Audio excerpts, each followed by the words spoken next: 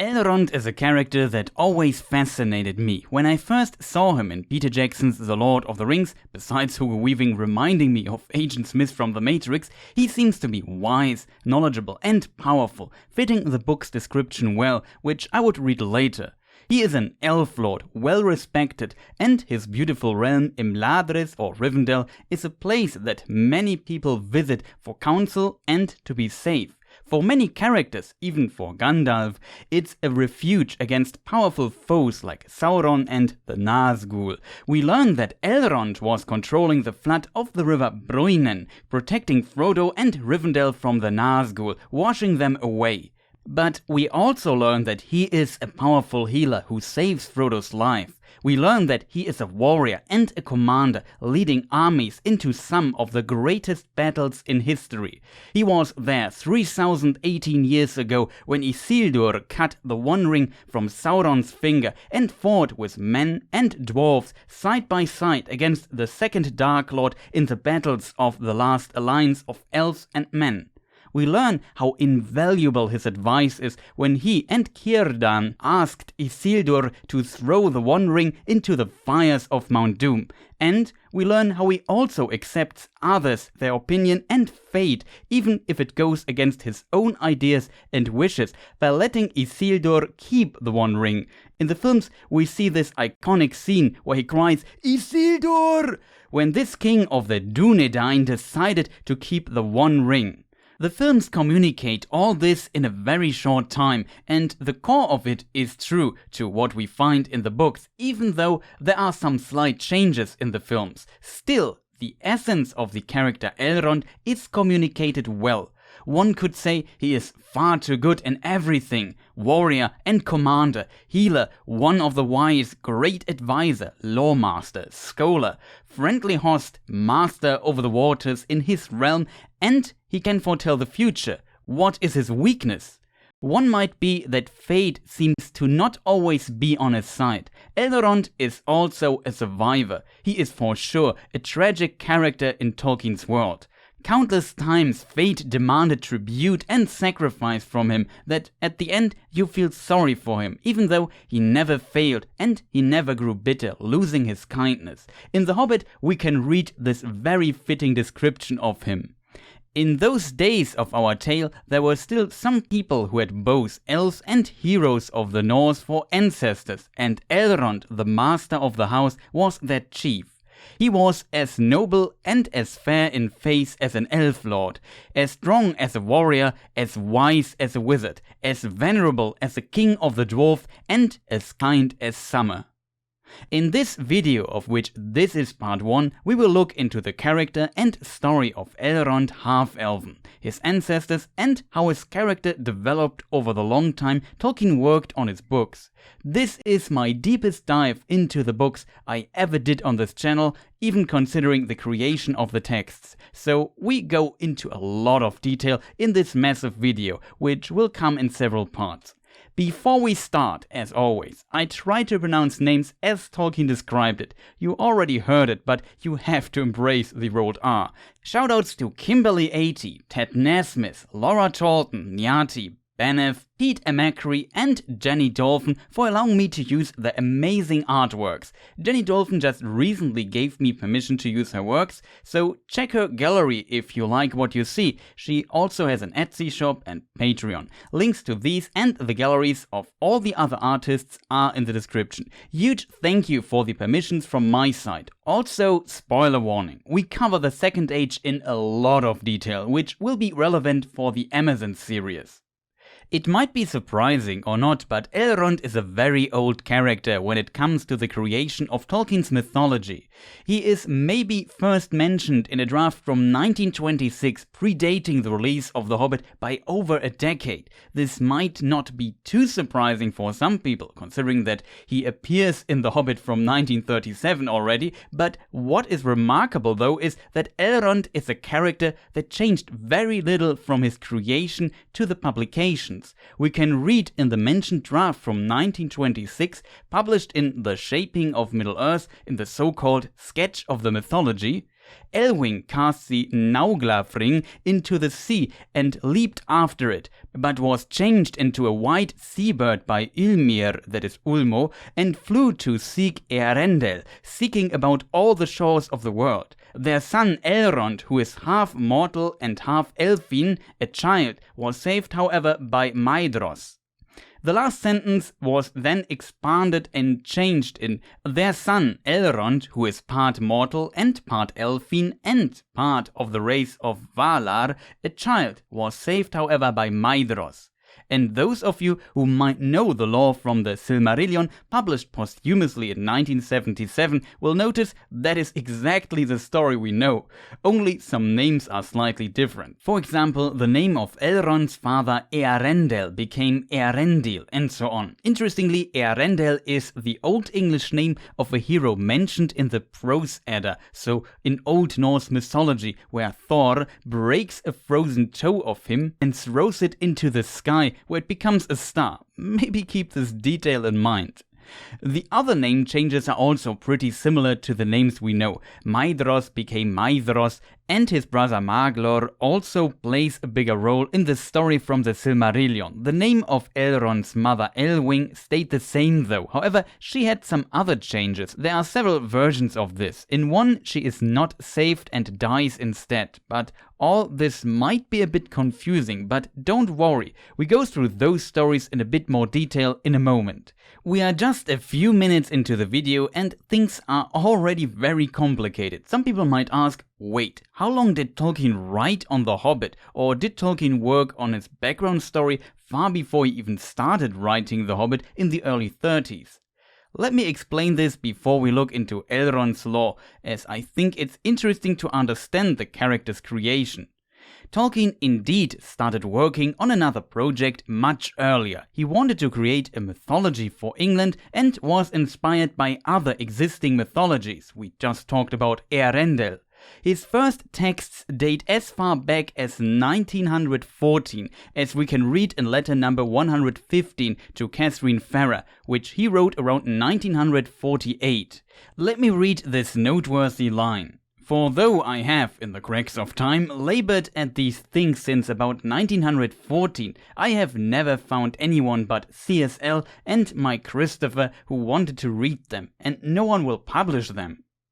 I find it very touching. Back in the day, nobody was interested in Tolkien's writings except his close friend, the creator of the Narnia books, Clive Staples Lewis, and his son Christopher Tolkien. He also found no publisher who wanted to publish his work. He was touched that Miss Farrar was interested in it. Cut to 2021 and people watch videos explaining parts of the Silmarillion by the millions on YouTube. Amazon is in the process of producing the most expensive series ever, which is based on Tolkien's writings. It's unimaginable that Tolkien had trouble finding a publisher from today's perspective, and maybe shows that Tolkien was ahead of his time as one of the pioneers of the high fantasy genre. However, what must be understood is the order in which Tolkien developed his stories. As we learned, first he started with his mythology, the Silmarillion, which he never finished in his lifetime. Then, in the early 30s, he started writing a story that came to his mind while working as a professor for philology at the University of Oxford. According to letter 163, the famous first sentence of The Hobbit came to him while, quote, correcting school certificate papers, and he started to develop this into a story, maybe with his children in mind. This became The Hobbit. Because he was working on the Silmarillion in parallel, his mind was most likely always circling around his mythology and languages. He thought, why not letting The Hobbit play inside the Silmarillion? And this is most likely the reason why elements from the Silmarillion appear in The Hobbit, for example Gondolin or Turgon's sword Glamdring. But sadly this caused some problems because the Silmarillion was not done yet, not even close, and he abandoned this idea in parts again while continuing to write The Hobbit, it seems, though some leftovers remained in the story. You could also say he borrowed some characters, and as we just learned, one of those characters was Elrond. A deeper analysis of this you can find in the book The History of the Hobbit. Through some fortunate coincidences, see letter 294, and Tolkien always showing his scripts to friends for review, it landed over several corners of boring the script further in the hands of publisher Stanley Unwin, who according to letter 123 gave it to his son Rayner Unwin for review, still a young boy at that time. And this changed history a bit, or you could say lay the cornerstone of Tolkien's writing career. The boy liked it, and Tolkien found a publisher for The Hobbit. After its success, Tolkien was asked to write a sequel, which became The Lord of the Rings. Tolkien completed the main storyline around 1949. Now at that time, while writing The Lord of the Rings, the Silmarillion was also developed further in the background, and The Lord of the Rings became entangled with it. As a result, The Hobbit needed some changes to fit this and some of the ideas of The Lord of the Rings, and Tolkien created a second edition of The Hobbit, published in 1951. There are more editions, and some revisions were never published. Now the Silmarillion, The Lord of the Rings, and The Hobbit were connected, playing all in the same universe if you want. However, not only The Hobbit needed to be modified, but also some of his Silmarillion drafts, and it likely also influenced the later created stories to fit. We talk about this briefly in my Tolkien and Canon video. Sadly, Tolkien had no success in convincing his publisher, later the mentioned Rayner Unwin, who read The Hobbit as a test reader for his father when he was still a boy, to publish the Silmarillion. If we now come back to Elrond, also he received a change due to this new connection. If we jump back to the beginning and the shaping of Middle-earth, we can read, "When later the elves return to the west, bound by his, Elrond's, mortal half, he elects to stay on earth. Through him the blood of Húrin, his great-uncle, and of the elves is yet among men, and is seen yet in valor, and in beauty, and in poetry." And later in a text from The Lost Road and other writings about the fall of Númenor, that is the home island of the Dúnedain from the early Second Age, so Aragorn's ancestors. The text is from the early 1930s, when Tolkien also worked on The Hobbit in his free time.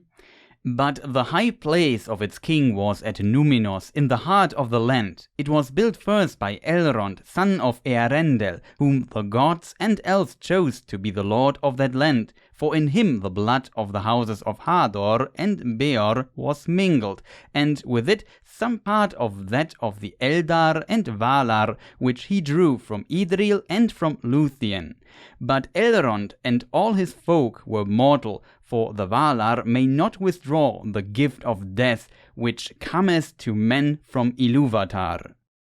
The premise of this is basically still in the Silmarillion we know today, with some slight changes, except one big difference. The Noldor elves in Middle-earth do return to the West continent, and their ban is lifted, at least for most. Galadriel might be an exception depending on what you see as canon, though in the published version, only the gods, the Valar, chose the king of Númenor. Húrin is a great-grand-uncle, so the uncle of Elrond's grandfather, and some other minor things. As you can see, there are not that many changes to Elrond in his history, but one is quite big. In this old version, he decided to be a mortal man and became the first king of Númenor. It seems likely that because Elrond appeared in The Hobbit as Elven Lord of Rivendell, that he can't be a mortal king of Númenor anymore. Tolkien solved this problem by giving Elrond a twin brother called Elros, who decided to be counted towards men and became the first king of Númenor instead, while Elrond decided to be counted towards elves, later becoming the Lord of Rivendell. In this decision itself lays some tragedy already. Elros will die and is not bound to Arda, the world. As a result, leaving the boundaries of Arda after his death into an unknown future set by Eru Ilúvatar, that is God. This is also called the gift of men. While Elrond won't die, but will remain on Arda until the world's end. As a result, maybe never seeing his brother again. We don't know what happens when the world is created anew. This touching illustration by Jenny Dolphin captures this quite well. Now, with this foundation of knowledge, let us look into the story of Elrond Halfelven. For some details, we will consult all sources again. We already had almost all the names of Elrond's ancestors mentioned, so let us jump into the First Age, over 6,500 years into the past from the perspective of the Lord of the Rings, and look into his family with a bit more detail. You will see how some details are mirrored through his life again. Small hint, according to the book Morgoth's Ring, the First Age, also called Elder Days or Eldest Days, begin most likely with the awakening of the elves during the Years of the Trees, and according to Appendix B of The Lord of the Rings, it ends with Morgoth's defeat. For this video, if I say First Age, I mean the First Age of the Years of the Sun, especially when I use a date, like First Age 510. The time of the First Age before the Years of the Sun I will call, for example, Years of the Trees. This is of course debatable, but this makes things much easier communication-wise. Also, the book The Nature of Middle-earth was not released when I wrote this. But let's return to the topic. Elrond's name is Sindarin and means something like star dome or vault of heaven. The word El or Elen for star we find in many elven names. There's also the word Gil, which means star too. As mentioned in, for example, my Círdan and the History of the Elves video, stars are very important for elves and their culture. When the first elves awoke at the shores of the bay called Cuivienen, they lay on the ground and looked into the sky when they first opened their eyes. In Tolkien's mythology, sun and moon were not created yet, and so the first thing they saw were the stars in heaven. So they are dear to the elves. Beyond that, the first thing they heard was the sound of water, of the Sea of Helkar, another important element for the elves. When it now comes to Elrond's name, it seems to reference a place called Menegroth, the Thousand Caves, which was in Doriath, and was where the first king of the Sindar elves, Thingol, resided, who is an ancestor of Elrond's mother's side. He is Elrond's great-great-grandfather and a very important figure in the early history of the elves, and there's a connection to the Hobbit. We come later to this. Menegroth, you could say, the palace of Thingol in the realm Doriath, was built with the help of the dwarves and shows that there was a time of friendship between elves and dwarves. However, Doriath and Menegroth would also become the reason why they would become foes. The hero of men, Beren, Elrond's great-grandfather, came to the king and wanted to marry his daughter Lúthien. Thingol basically said sure when hell freezes, in the form of giving Beren an impossible task. He should retrieve one of the 3 Silmarilli, the most beautiful and powerful elven gems ever created. For example, many people, including the powerful and wise, valued and desired the One Ring during the Third Age. The Silmarilli were valued and desired even more, and by even more powerful beings during the late Years of the Trees and the First Age of the Years of the Sun, but they were also cursed in a way. A powerful fate was upon them, also tied to an oath of the elven prince Fëanor and his 7 sons. Fëanor was the creator of the Silmarilli and the first son of the first king of the Noldor elves. Due to many desiring the Silmarilli, they were later stolen and Fëanor's father slain by Morgoth, Sauron's extremely powerful master, basically the devil, and he put them into his crown. All this led to the mentioned oath of Fëanor and his sons and was about retrieving the Silmarilli by any means necessary. Morgoth also destroyed the 2 trees of Valinor with the help of Shelob's mother in this attack. See my History of the Elves video for more details, because I have to skip over most of the story here.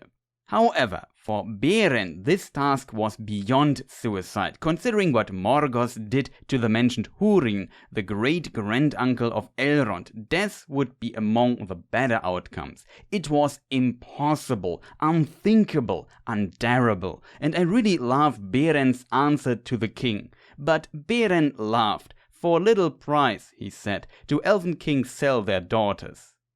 Long story short, Beren succeeded with a lot of help of his beloved Lúthien herself, who was also very powerful. Her mother was Melian the Maya, so basically an angel of lower rank, making Lúthien very unique. Half elf, half Maya you could say, but she was numbered towards the elves. Though Beren was successful in the end, he was wounded and ultimately died due to it, and Lúthien died due to her grief over Beren's death, but in the afterlife, in the so-called Halls of Mandos, she convinced the Valar Namo to give her and Beren a second mortal life in peace. The Valar are the powers or angels of highest rank of the world, and Namo, also called Mandos, was the Valar who pronounced judgment in matters of fate, including death.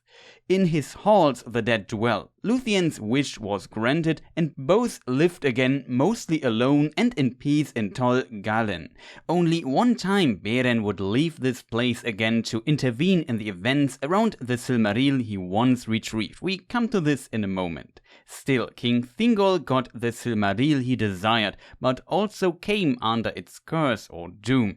And through another story, the story of the children of Húrin, which I can't tell here, he came also into possession of the most beautiful dwarven necklace ever made, the Nauglamir. We mentioned it already at the beginning, but in the early draft it was still called Nauglafring. It was made by the dwarves for Finrod, Galadriel's brother, who was a close and loyal friend of Beren and his father Barahir. The Ring of Barahir, which we also see in The Lord of the Rings, was a gift to Beren's father for saving his life. As a result, Finrod saved Beren, later dying in the process. Finrod was also a friend of the Edain, helping the early men to settle in the First Age West Coast area of Middle-earth called Beleriand. I should make a video about him at some point too. For now, see my History of the Elf video for more detail. Thingol now asked his dwarf friends, the dwarves also helped him build Menegroth, his mentioned legendary halls, to place the Silmaril into the Nauglamir, combining these extraordinary artifacts of elves and dwarves. And now the curse of the Silmaril unfolded. The dwarven craftsmen working in Menegroth desired the result of their work greatly too, and wanted it as their payment, but Thingol refused, and in dispute or strife, the dwarves slew Thingol, who most likely did not expect a physical attack. The dwarves tried to take the necklace with the Silmaril with them, but they were killed during their escape. All but two. And those two dwarves returned empty-handed to their city Novgorod in the Blue Mountains and told that Thingol ordered to kill them. The dwarves swore revenge and attacked Doriath. Meanwhile, Thingol's wife Melian the Maya has left Doriath after her husband's death, and Doriath was not protected anymore through her powers, in form of the Girdle of Melian, a magical boundary that hindered all trespassers to enter, at least when their power or fate was not greater than the power of Melian herself. Beren could, for example, enter due to his great fate entangled with the Silmarilli. Also, all this Melian prophesied long ago. As a result, the dwarves sacked Doriath and plundered Menegroth, taking the Nauglamir, including the Silmaril, with them. On their way back to Novgorod, they were killed by Beren and his son Dior. Dior is of course Elrond's grandfather on his mother's side. They of course also had help of the green elves who lived in that area and some Ents, quote, shepherds of the trees. This was the mentioned one thing related to the Silmaril Beren did. The story is quite complicated, so forgive me to be a bit imprecise. It also exists in a different version, but here I stick to the one from the Silmarillion, a topic for another video. Beren took the Nauglamir and gave it his wife Lúthien, as mentioned, the daughter of Thingol and Melian. And after their natural deaths, as explained earlier, for Lúthien and Beren's second lifetime they only had a limited lifespan, the Green Elves gave the Nauglamir to their half-elven son Dior, who became king of Doriath. Dior was the first of the Halfelven or Eärendil. Interestingly, Lúthien was counted towards men after she got revived, but it seems her status was so unusual and complicated, there was also no ruling by the Valar regarding Halfelven yet, that their son Dior was, from my perspective, the first of the Halfelven, which is also mentioned in the Peoples of Middle-earth, but not in the Silmarillion. What must be noted here are several things. Originally, the story of Thingol's death was different, but Christopher Tolkien had to change some details to make it fit into the timeline and rest of the Silmarillion. One of the few instances where Christopher Tolkien changed the content of his father itself a bit in the Silmarillion. It must also be noted, as explained earlier, that the Elven king in The Hobbit, Thranduil, was, according to the history of The Hobbit, potentially once Thingol. Here's a short excursion to the origins of Thranduil, which might become important later. We see both the Hobbit's Elven king and Thingol lived in beautiful halls in a cave. Both had dealings with the dwarves, both had an interest in a special gem. In fact, some imagine the Arkenstone to look like one of the Silmarilli, and maybe Thingol's Silmaril and the Arkenstone were once in very early drafts the same gem. However, this changed later, and in the published versions they are not the same anymore, and the Elven king from The Hobbit became the Cinder king Thranduil, who maybe also lived in Doriath, though this is often claimed, but I could find no source for it. At least his father Orofer lived in Doriath. Quote from the Unfinished Tales: Orofer had come among them with only a handful of Sindar, and they were soon merged with the Sylvan elves, adopting their language and taking names of Sylvan form and style.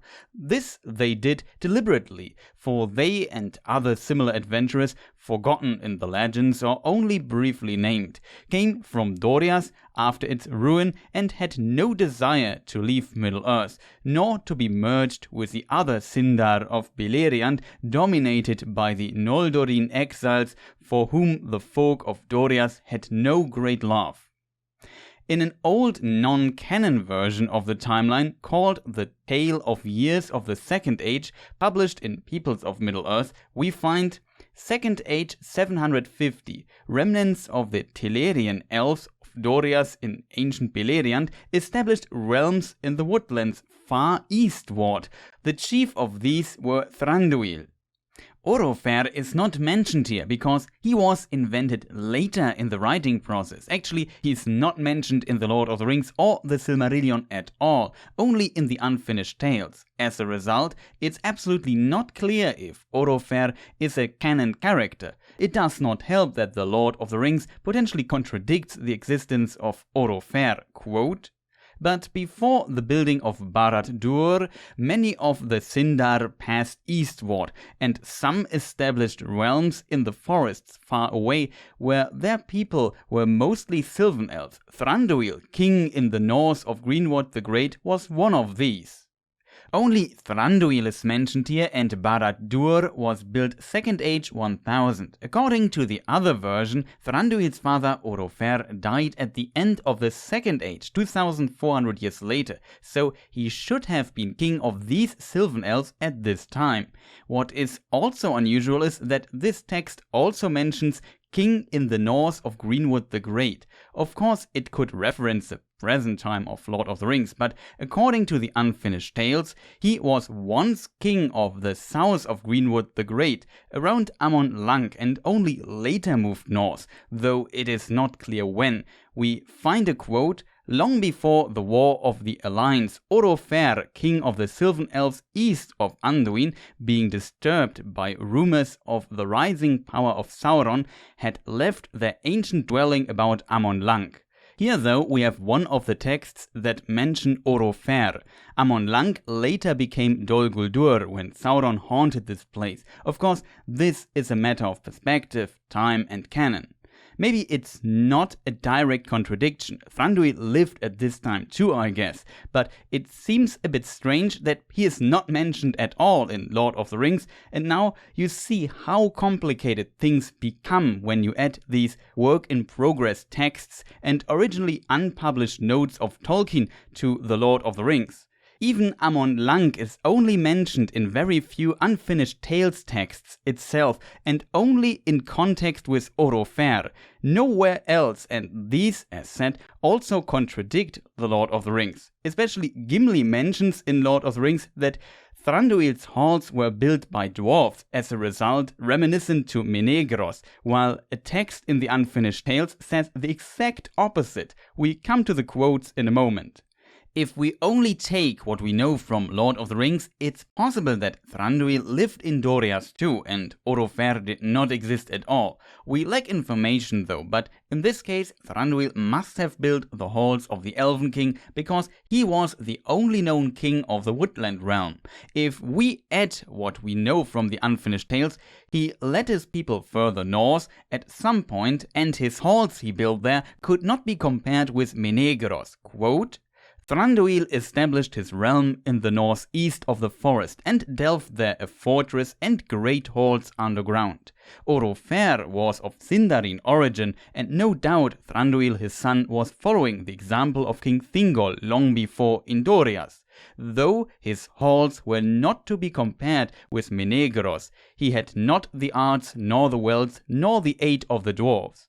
As a result, some argue it would make sense if Thranduil had seen Thingol's halls before to even make a comparison, and the mentioned last line contradicts Lord of the Rings. Quote from Gimli talking to Legolas, "Do you think those halls are fair where your king dwells under the hill in Mirkwood, and dwarves helped in their making long ago?" Legolas does not correct him here. Some might ask what this story has to do with Elrond, but as you can see, The Hobbit and the Silmarillion have some connections, and to understand Elrond and the times he played a huge role in, we must also understand some of his ancestors and how they are connected to the story, but also some other characters. Especially I want to explain why taking some work in progress sources for granted and implement those into the narrative is also often very difficult and leads to problems. Often this problem is ignored in my videos and maybe the videos of others. This time I want to shed some light into this. We already covered Thingol and Melian, Beren, Lúthien and Dior, the first half-elven or Perithel. Dior had a wife named Nimlos, and they had 3 children, 2 twin boys named Elured and Elurin, and Elwing, his daughter. Elwing was also Elrond's mother. Elwing could choose if she wanted to be numbered towards men or elves, so she must be half-elven too, and I assume same for her 2 older brothers. For those who have seen my video about Hales and the Haladin, I should also mention that Beren is from the Edain house of Beor. The Edain are 3 or 4 with a Drúedain, houses or tribes of the early men, who left the far east of Middle-earth where they awoke to escape Morgoth. They wandered west to Beleriand. The house of Beor is one of these tribes, and according to Beren, the oldest house. They probably reached Beleriand first and made contact with Galadriel's brother Finrod, who helped them to settle, as mentioned. This might become a small detail mentioned later again in this video or next part. But let us move back to Elwing. We need a bit of elven history to understand the situation. There was another faction in all of this, the mentioned 7 sons of Fëanor. As mentioned, Fëanor was the greatest and most skillful craftsman of the Noldor elves who has ever lived. He created the Silmarilli, which got stolen by Sauron's master Morgoth.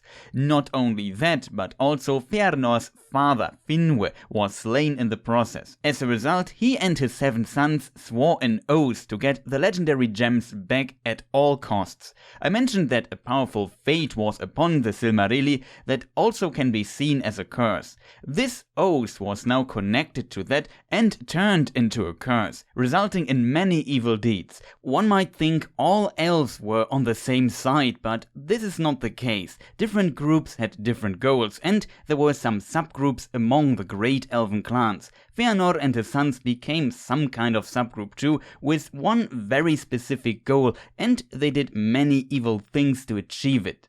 The Oath of Fëanor, and especially the events surrounding it, also resulted in most of the Noldor elves returning to Middle-earth from the west continent Aman. So chronologically it was like this: the first elves in existence awoke in Middle-earth in Cuiviénen, as mentioned, and formed the three great, let's call them, clans of the elves. Morgoth tried to corrupt them for his evil plans, but was captured and imprisoned for 3 ages by the Valar to stop him and protect the elves.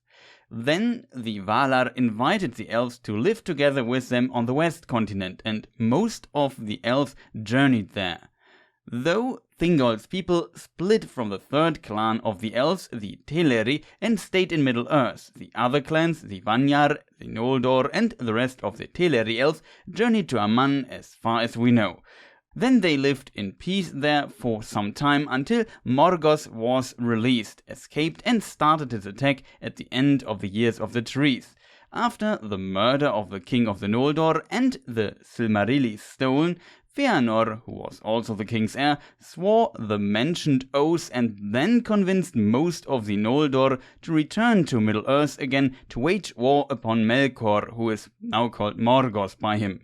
As a result, the Noldor were banned from Aman and not allowed to return again because the Valar told them that this was a terrible idea and prophesied them tears unnumbered, and there was also this kinslaying incident.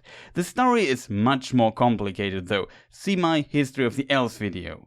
However, Fëanor and his sons did not only fight Morgoth, their main foe, they also fought everyone who was against them, to a point of, I would call it, insanity. They were also isolating themselves a bit from the other Noldor. This resulted in the 3 so-called kinslayings. The first one was in Aman itself and was one of the main reasons for the ban of the Noldor. It was about stealing the ships of the Teleri to sail over to Middle-earth. The Noldor wanted the ships, the Teleri would not give them their ships, and so the Noldor attacked and murdered their seafaring kin. Not all Noldor participated, and Tolkien later also developed the idea that, for example, Galadriel even helped defending the Teleri. Her mother was the daughter of the Teleri king in Aman, while her father was the son of the first king of the Noldor. Quote from the Unfinished Tales: "Indeed, she, Galadriel, with Celeborn, fought heroically in defense of Alqualonde against the assault of the Noldor. But in this version Celeborn lived in Aman too, while in the others he was from Doriath on Middle-earth and never in Aman, a topic for its own video. This was the first bloodshed and killing of own kin at all, and in the history of Aman, the Undying Lands. The other 2 were on Middle-earth, and Elrond's mother Elwing survived both, the second and the third kinslaying, while Elrond survived the third. But step by step, the other big elven clan, the Vanyar, stayed faithful and remained in Aman. Same with the remaining Teleri and some Noldor too, like Galadriel's father.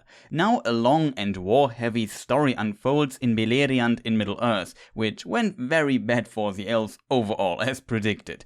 They also had some victories, but could never retrieve the Silmarilli or really defeat Morgoth, which only changed with Beren and Lúthien retrieving one Silmaril as explained, which was very late in the first age of the Years of the Sun though. See my History of the Elves video for a more chronological explanation. But here I have to skip to where we left off, so after the natural deaths of Beren and Lúthien and their son Dior receiving the Silmaril, becoming the second king of Doriath and Thingol's successor.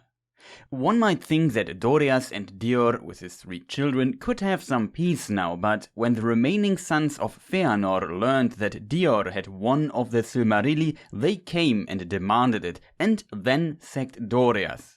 It was not Morgoth who attacked Doriath, but first the dwarves and now the elves, while the war against Morgoth continued and it was not looking great for the elves. The dwarves of course isolated themselves a bit, but also they did not want Morgoth to win. Attacking and fighting other people than Morgoth was as a result not a good idea. Fëanor at this time was long dead already, and in one old version, early in the history, one of his sons died already too on a ship when Fëanor burned all the ships he stole from the Teleri after arriving in Middle-earth. So his Noldor brothers that waited in Aman for the return of the ships to sail over to Middle-earth too saw the smoke in the distance. Oceans weren't bent yet, and now had to walk a very difficult path over a frozen ice wasteland called Helcaraxe that connected the continents. After all what happened in Aman, they could not swallow their pride and ask the Valar for forgiveness, so they had to take this path, and yes, Fëanor was, let's say, insane. So the Fëanorians were also not that popular among many of the Noldor, and depending on the version, one of his sons already died.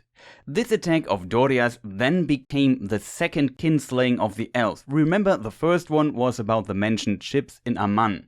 During the fights of the second kinslaying, Dior killed at least one of the sons of Fëanor, and 2 more died too. It's not clear if the last 2 died through Dior's hand, but in my mind he slew all 3 of them, but died in the process too. Also, Dior's wife Nimlos was slain too. And in the insanity of all of this, they left Dior's twin sons to starve in the forest, which shows the cruelty of this attack. Having armies fight against each other is one thing, but slaying women and children is just another level.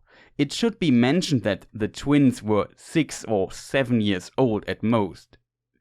Though the eldest son of Fëanor, Maedhros, repented and tried to find them in the forest, but could not. Their fate is unknown, but they most likely died, and there are hints for that in Tolkien's writings.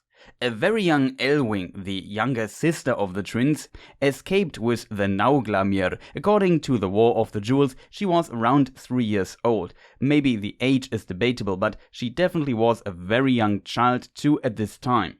It seems she fled with the other elves, fleeing from the kinslaying and Doriath, which consisted of large forests. Probably the other elves took her with them, and they fled in panic southwest to the mouths of Sirion, which I imagine as a refugee camp for all those elves that were left after the endless wars and had no home anymore. Not only Morgoth, as said, he's basically the devil and the elves' greatest enemy, attacked the elves and destroyed the realms of them, but also the sons of Fëanor attacked their own kin. It's absolute madness. And in case of Doriath, also elves and dwarves fought as if they didn't have better things to do as fighting each other. This conflict with the dwarves and Doriath also led to a feud between Sindar elves and dwarves that should last until the events of The Lord of the Rings.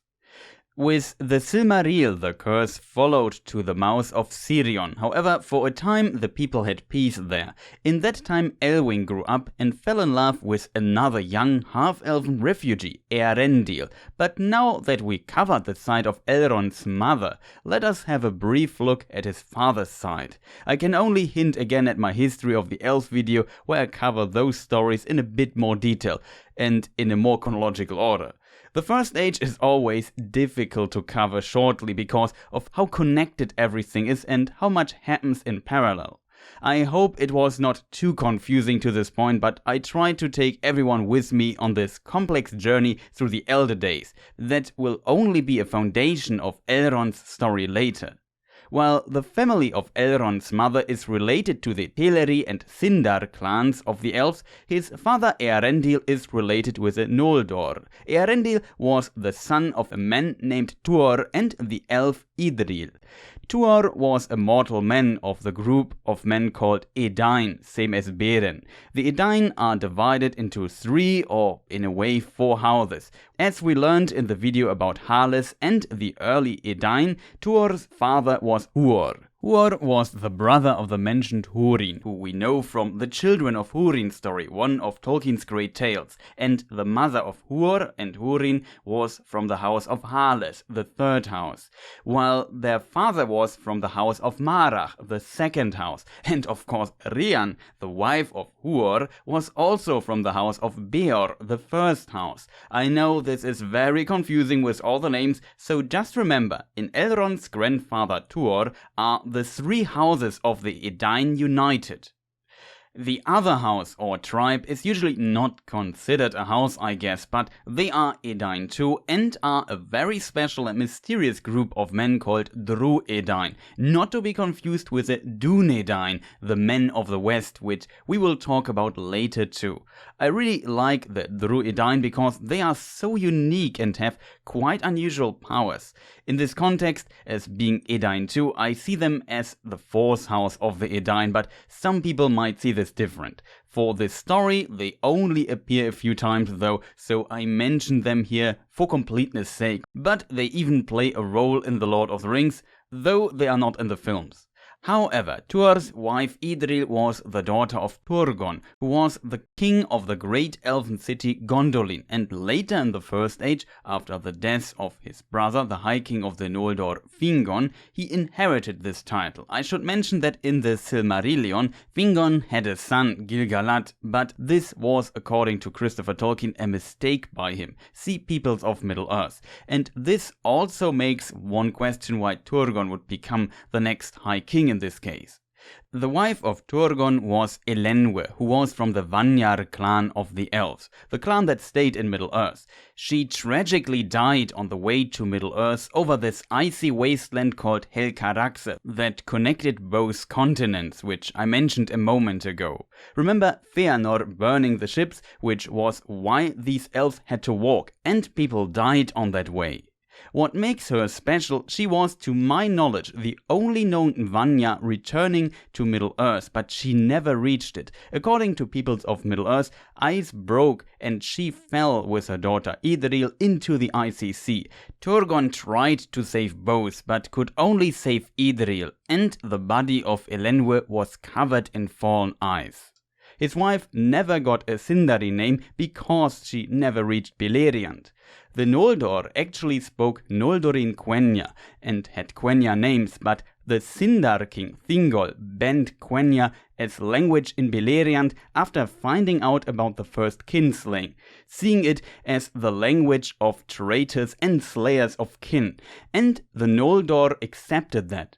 That is why Noldor elves in Middle-earth mainly speak Sindarin, the language of the Sindar, even during the Third Age, and have also Sindarin names, which shows what impact the kinslaying had even on the culture of the Noldor. Quenya and Noldorin Quenya became something like Latin for them to keep this part of their culture though. Now you maybe also see why we talked so much about Thingol before. The details are so connected in this time, which makes explaining things really difficult, and the story of Tuor also happens in parallel to parts of what we learned in the other section. Turgon himself is one of the sons of Fingolfin, half-brother of the often-mentioned Fëanor. The first king of the Noldor, Finwë, slain by Morgoth, was their father and, you could say, founder of the Noldor clan. The upcoming Nature of Middle-earth book will potentially have new information on this, but from my perspective, it's not out yet. Because the first wife of King Finwë died shortly after giving birth to Fëanor, and not wanting to re-embody, elves, if they were not evil, would get a new body in Aman after death and lived again. Finwë was allowed to marry a second time and married Indis, who was from the Vanyar clan. And that is why Fëanor has two half-brothers and two half-sisters. Complex topic. After the deaths of many elves of this complex line during the countless wars against Morgoth, Turgon became High King of the Noldor. A big part of Turgon's history is him founding Gondolin. It was called the Hidden City, and the name translates to Hidden Rock. The Vala Ulmo, comparable to Poseidon in Greek mythology, gave Turgon and his friend and cousin Finrod a dream during their travels along the river Sirion. A bit beyond the Ailin Thranduil, the Meres of Twilight. These dreams led Finrod and Turgon to establish realms. Finrod, who was Galadriel's brother, founded Nargothrond, and Turgon later was guided by Ulmo to find a hill in the Vale of Tumladen in the encircling mountains. This place was well hidden and protected by Ulmo and the Great Eagles.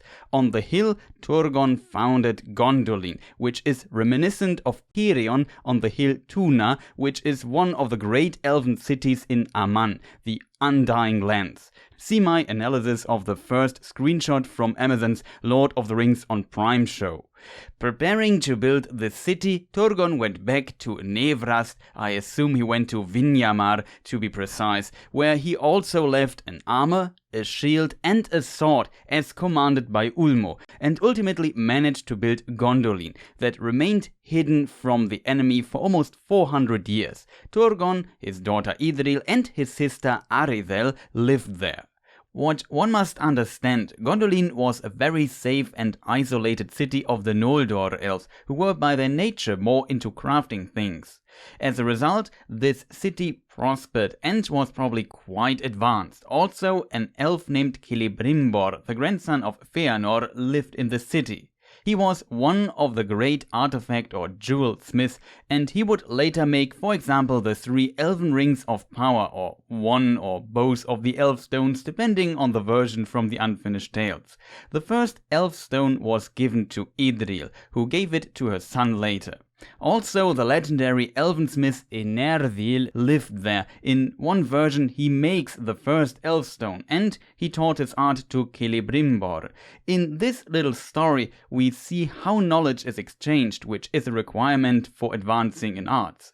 As a result, we can probably understand why, for example, swords from Gondolin are so praised even thousands of years later.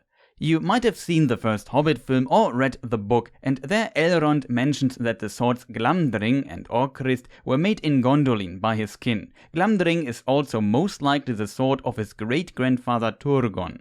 The story of Gondolin is a long one. I can only hint again at some of my other videos, in this case the video about Glorfindel, or as always the history of the elves one. But long story short, Turgon's sister Arithel journeyed much and married an elf named Eol, who she met on one of her dangerous journeys. They had a son named Maeglin, who loved Idril, but Idril fell in love with the man Tuor, Elrond's grandfather. This was a very imprecise short version of the story, but I want to focus on Tuor here. Tuor himself is a very interesting character. His father Huor died as a great hero of men of the house of Marach in the Battle of Unnumbered Tears. His mother Rian, from the house of Beor and related to Beren, her father was Beren's cousin, gave Tuor to the cinder elf Anael, who became Tuor's foster father. The reason for that is that she met Anael, who told her what happened in the war. This way she learned of the Hill of the Slain, the Howthendengin, and that Huor and Húrin died in that battle. Anael was, according to the Unfinished Tales, the lone survivor of his people fighting in the Battle of Unnumbered Tears. Hearing this, she decided to go to the hill to look for her husband. Maybe Anael was wrong, maybe she wanted to see his grave or make one. When she arrived there and saw all the dead and the hill, she laid herself down upon it and died in grief. The Battle of Unnumbered Tears was a heavy blow for elves and men and a victory for Morgoth. You could say it was also prophesied by the Valar when the Noldor left Aman and received their ban. So Rian's son Tuor grew up under difficult circumstances, as you can imagine. After the Battle of Unnumbered Tears, Morgoth's power was on the rise, while the power of men and elves were decreasing and whole realms vanishing, making Beleriand very dangerous. Tuor and Anael lived hidden in the caves of Andros. When he was 16, he wanted revenge for his father and people, and to fight the orcs and so-called Easterlings of Ulfang. Complicated topic, and the Easterlings of this time might not be identical with those we know from the Third Age. One Easterling group betrayed the elves and Edain to help Morgoth and get some green lands as a reward. Their betrayal helped Morgoth win the Battle of Unnumbered Tears, but after it they were betrayed by Morgoth too, who gave them a different, far less green land. However, Arnail would not allow Tuor to fight. Around that time they tried to escape from the land instead, but according to the unfinished tales were attacked and many fled, but Tuor stood his ground and slew many of the enemies, mirroring the fighting spirit of his father and uncle. Though in the end he was captured, also like his uncle, and he became a slave under the Easterling lord Lorgan and was put to torment and treated badly, but Tuor endured this for years patiently and also did good work. At one point he was given an axe, a weapon also his father and uncle used to chop wood in the forest, and he used this opportunity and slew his guards. The Easterlings tried to hunt him down with dogs, but all the dogs became Tuor's friends during his hard labor, and he could send them back when they got close. He escaped easily and lived as an outlaw for some years, slaying many Easterlings and maybe other enemies. He did not get his revenge, and his fate led him on a different path. Tuor was chosen by Ulmo, and at this time the Lord of Waters made contact with him. He was led by several signs to go to Vinyamar in Nevrast. For example, following water suddenly bursting out of a small natural spring, or he saw 7 great swans flying south, etc. Of course, in the end, he finds the mentioned sword, shield and armor that Turgon left in the abandoned settlement Vinyamar following the command of Ulmo. There was a great storm, and at the shore Ulmo arose and spoke to Tuor, asking him to find Gondolin and gave him a cloak so the enemy could not see him.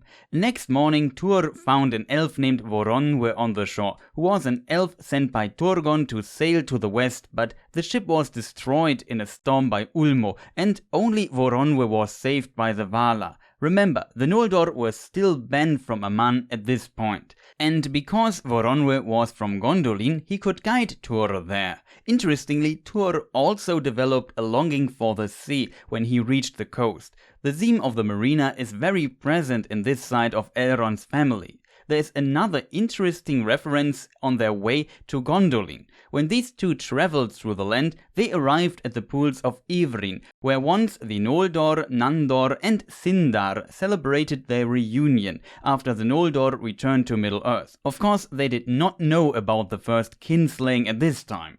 This pool was also considered blessed by Ulmo and a place of healing. When Tuor and Voronwe arrived, it was in contrast defiled by the dragon Glaurung, and in the distance they saw a tall man with a black sword, but did not approach him. That was Túrin, Tuor's cousin. It's an interesting small connection between 2 of the 3 great tales of the First Age, the Children of Húrin and the Fall of Gondolin. It's, I think, also the only time Tuor saw Túrin, at least in their later life paths. When Tuor finally reaches Gondolin, he and Voronwe were taken as prisoners, but when Tuor cast aside his cloak and the elves saw his armor, shield and sword, they knew he was sent by Ulmo. Tuor came before King Turgon and warned him of the doom of Gondolin and that he should escape. But Maeglin, the king's nephew, spoke against Tuor and could ultimately convince the king, who was also proud of the city he has built, to trust in the city staying hidden from the enemy and to be safe. Tuor, especially as son of Huor and as a messenger of Ulmo, still had a very high standing though. Turgon even allowed him to marry his daughter when Idril and Tuor fell in love, and they had a half-elven son named Eärendil. You might ask, why did being the son of Huor resonate so well with Turgon? Huor and his brother Húrin fought with the elves in the mentioned Battle of Unnumbered Tears, the Nirnais Arnödiad, and the tears were shed by the elves as it was prophesied by Namor when the Noldor left Aman to return to Middle-earth. In this battle, both Huor, Húrin and their men from the House of Hador, or House of Marach, sacrificed themselves so Turgon could escape. It is here where Húrin was the last man standing, according to song and legend, shouting every time he slew an enemy, Aure and Tuluva, they shall come again. And he shouted 70 times, and he fought until his axe withered from the smoking black blood of orcs and trolls. In the end, Húrin was not killed but captured, and a dark curse was put on him by Morgoth, which is the tale of the children of Húrin, a fate maybe worse than death. Tuor's father Huor also gave a prophecy, you could say, to Turgon during the battle, quote from the Silmarillion.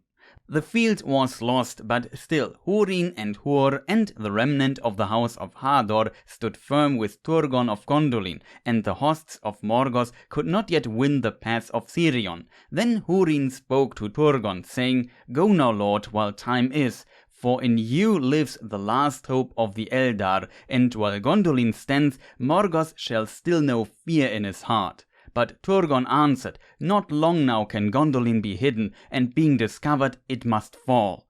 Then Huor spoke and said, "Yet if it stands but a little while, then out of your house shall come the hope of elves and men. This I say to you, Lord, with the eyes of death, though we part here forever, and I shall not look on your white walls again, from you and from me a new star shall arise. Farewell."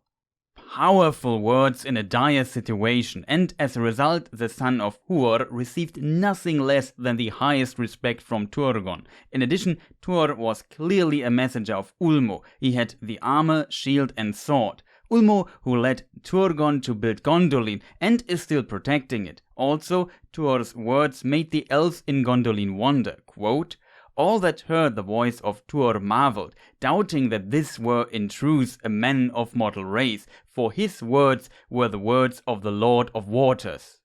You see how Turgon, his fate, life and his grand work is tied to Tuor and his family. This might also give some context on why Turgon allowed Idril to marry the mortal man Tuor, while Thingol said to Beren, "Only when you bring me a gem out of the crown of the devil." And so, as mentioned, their son Eärendil was born. One day, though, the tormented and cursed Húrin, who was still alive and set free as some kind of doombringer by Morgoth, came to the encircling mountains, calling for Turgon. This is a very dramatic scene, as he sacrificed his life for Turgon so he could retreat. But Turgon did not answer out of fear his hidden city could be found. This must have been a devastatingly difficult decision, not answering his friend in need and despair. Morgoth of course spied on Húrin and now had a vague idea of where Gondolin might be. Idril, though, had the gift of foresight and knew that the days of Gondolin might be counted.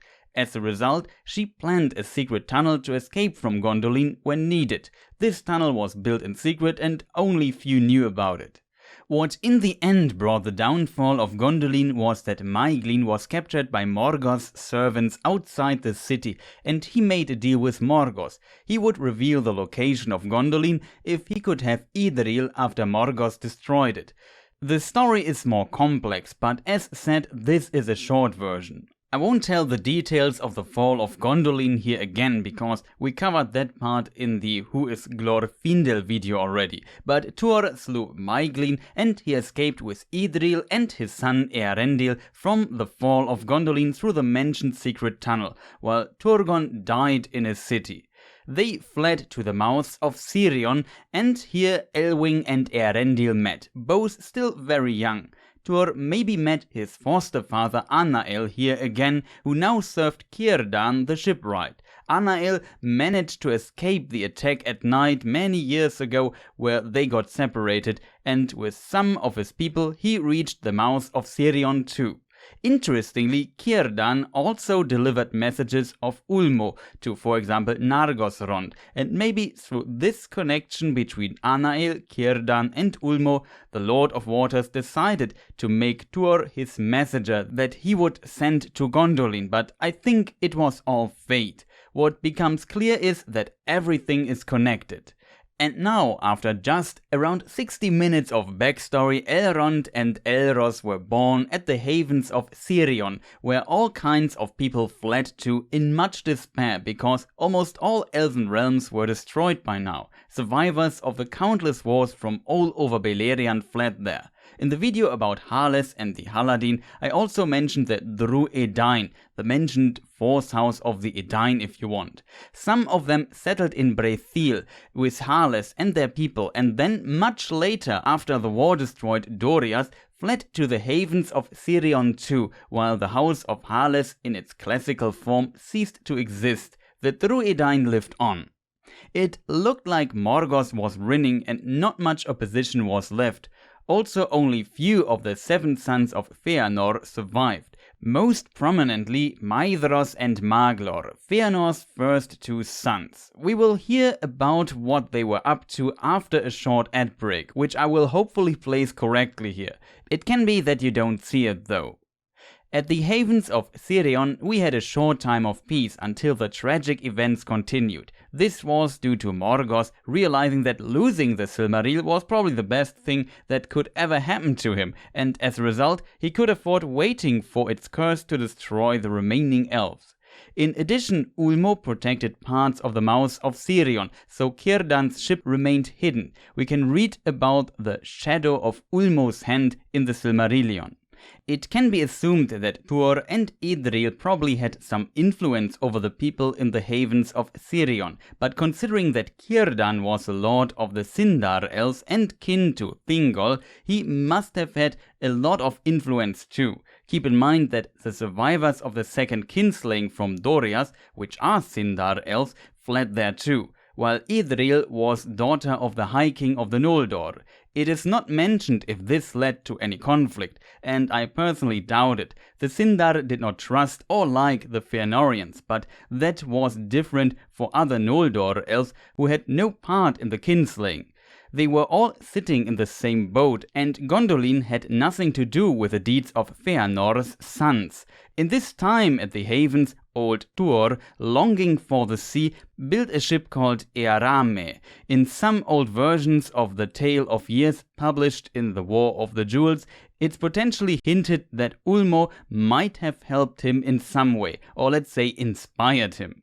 In the meantime, the Valar Ulmo also went to Valinor and reported of the dire situation of the elves and suggested to intervene, but Manwë, the king of the Valar, refused help for now. It was argued that the time has not yet come, and that only one speaking in person for the cause of both elves and men can set things into motion. Here we have a connection to the prophecy Huor told Turgon. Then out of your house shall come the hope of elves and men. If we return to the havens of Sirion, there's also an unusual component. Elwing, great-granddaughter of Thingol, possessed one of the Silmarilli in the necklace Nauglamir. Elwing arrived at the havens of Sirion around First Age 507, and Idril, Tuor and Eärendil 4 years later, First Age 511. The peace lasts until First Age 538, so 27 years. We can read in the Tale of Years from the War of the Jewels. 511 exiles of Gondolin, Tuor, Idril and Eärendil, etc. reach Sirion, which now prospers in the power of the Silmaril. It seems this refuge camp slowly developed over the years, but this phrase did not make it into the posthumously published Silmarillion.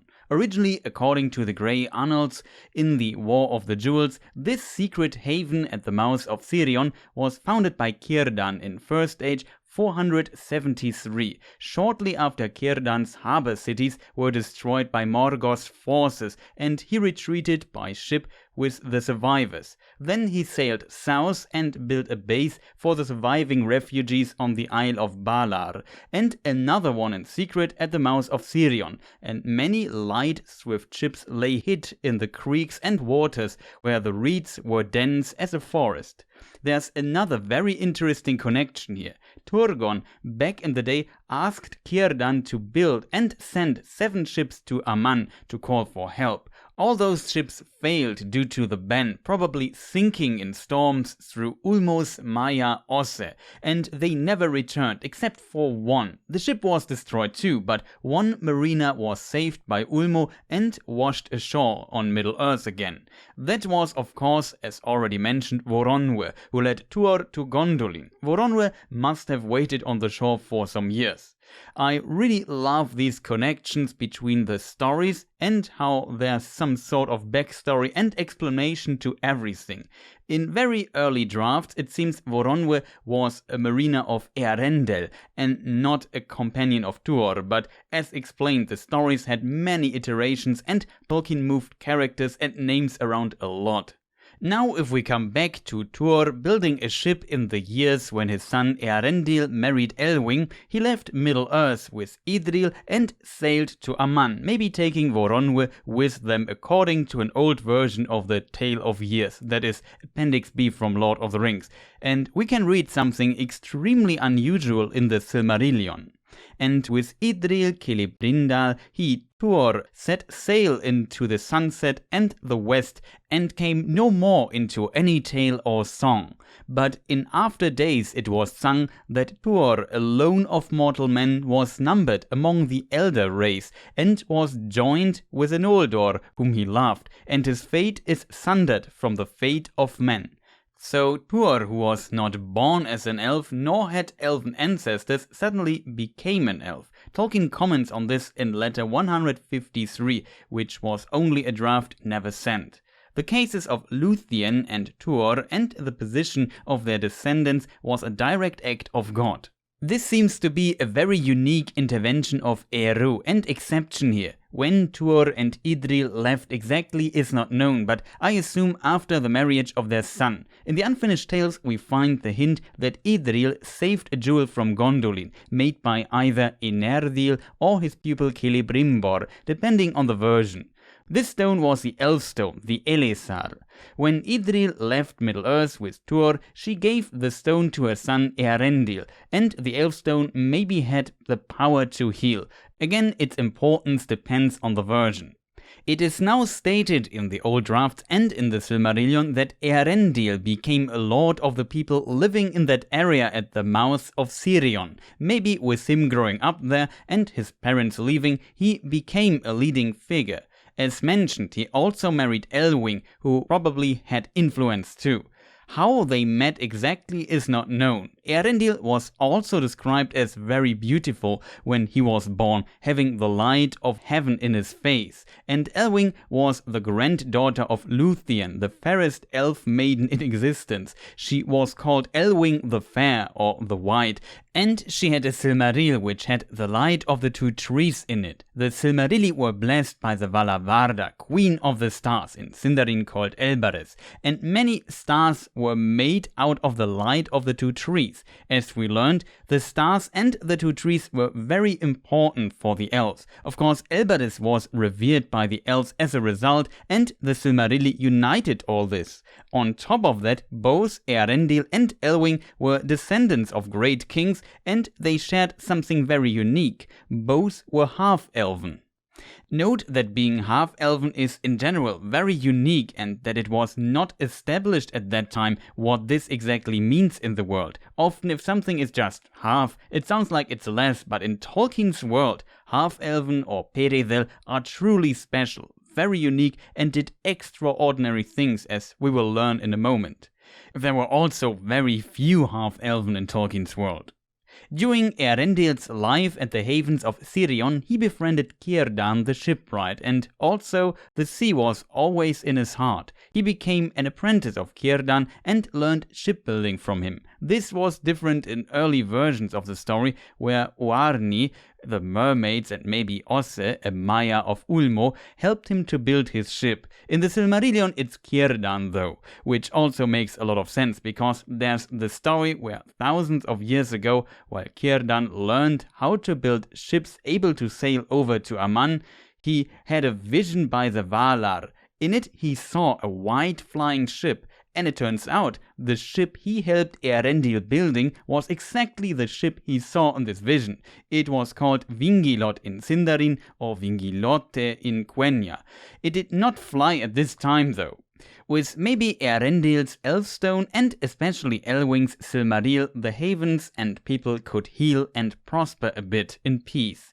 As said, the Silmarillion only mentions the Silmaril responsible for this. The Elfstone is not mentioned at all, while in the unfinished tales it's the other way around. Quote, "And indeed, at Sirion's haven there were many herds to heal, both of men and elves, and of beasts that fled thither from the horror of the Norse, and while Eärendil with the Elfstone dwelt there, they were healed and prospered."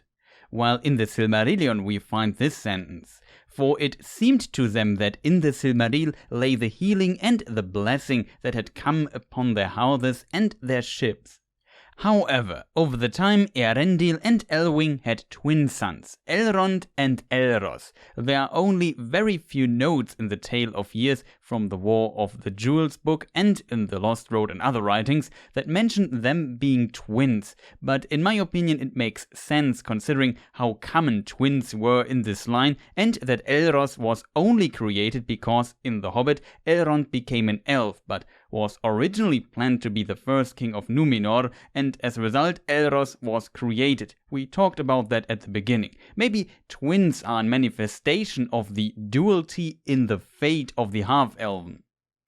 Over time, Eärendil's longing for the sea grew too. He also wanted to find his parents, reach the shores of the West Continent, and convince the Valar to help the peoples of Middle-earth who were still in fear of Morgoth and of the sons of Fëanor.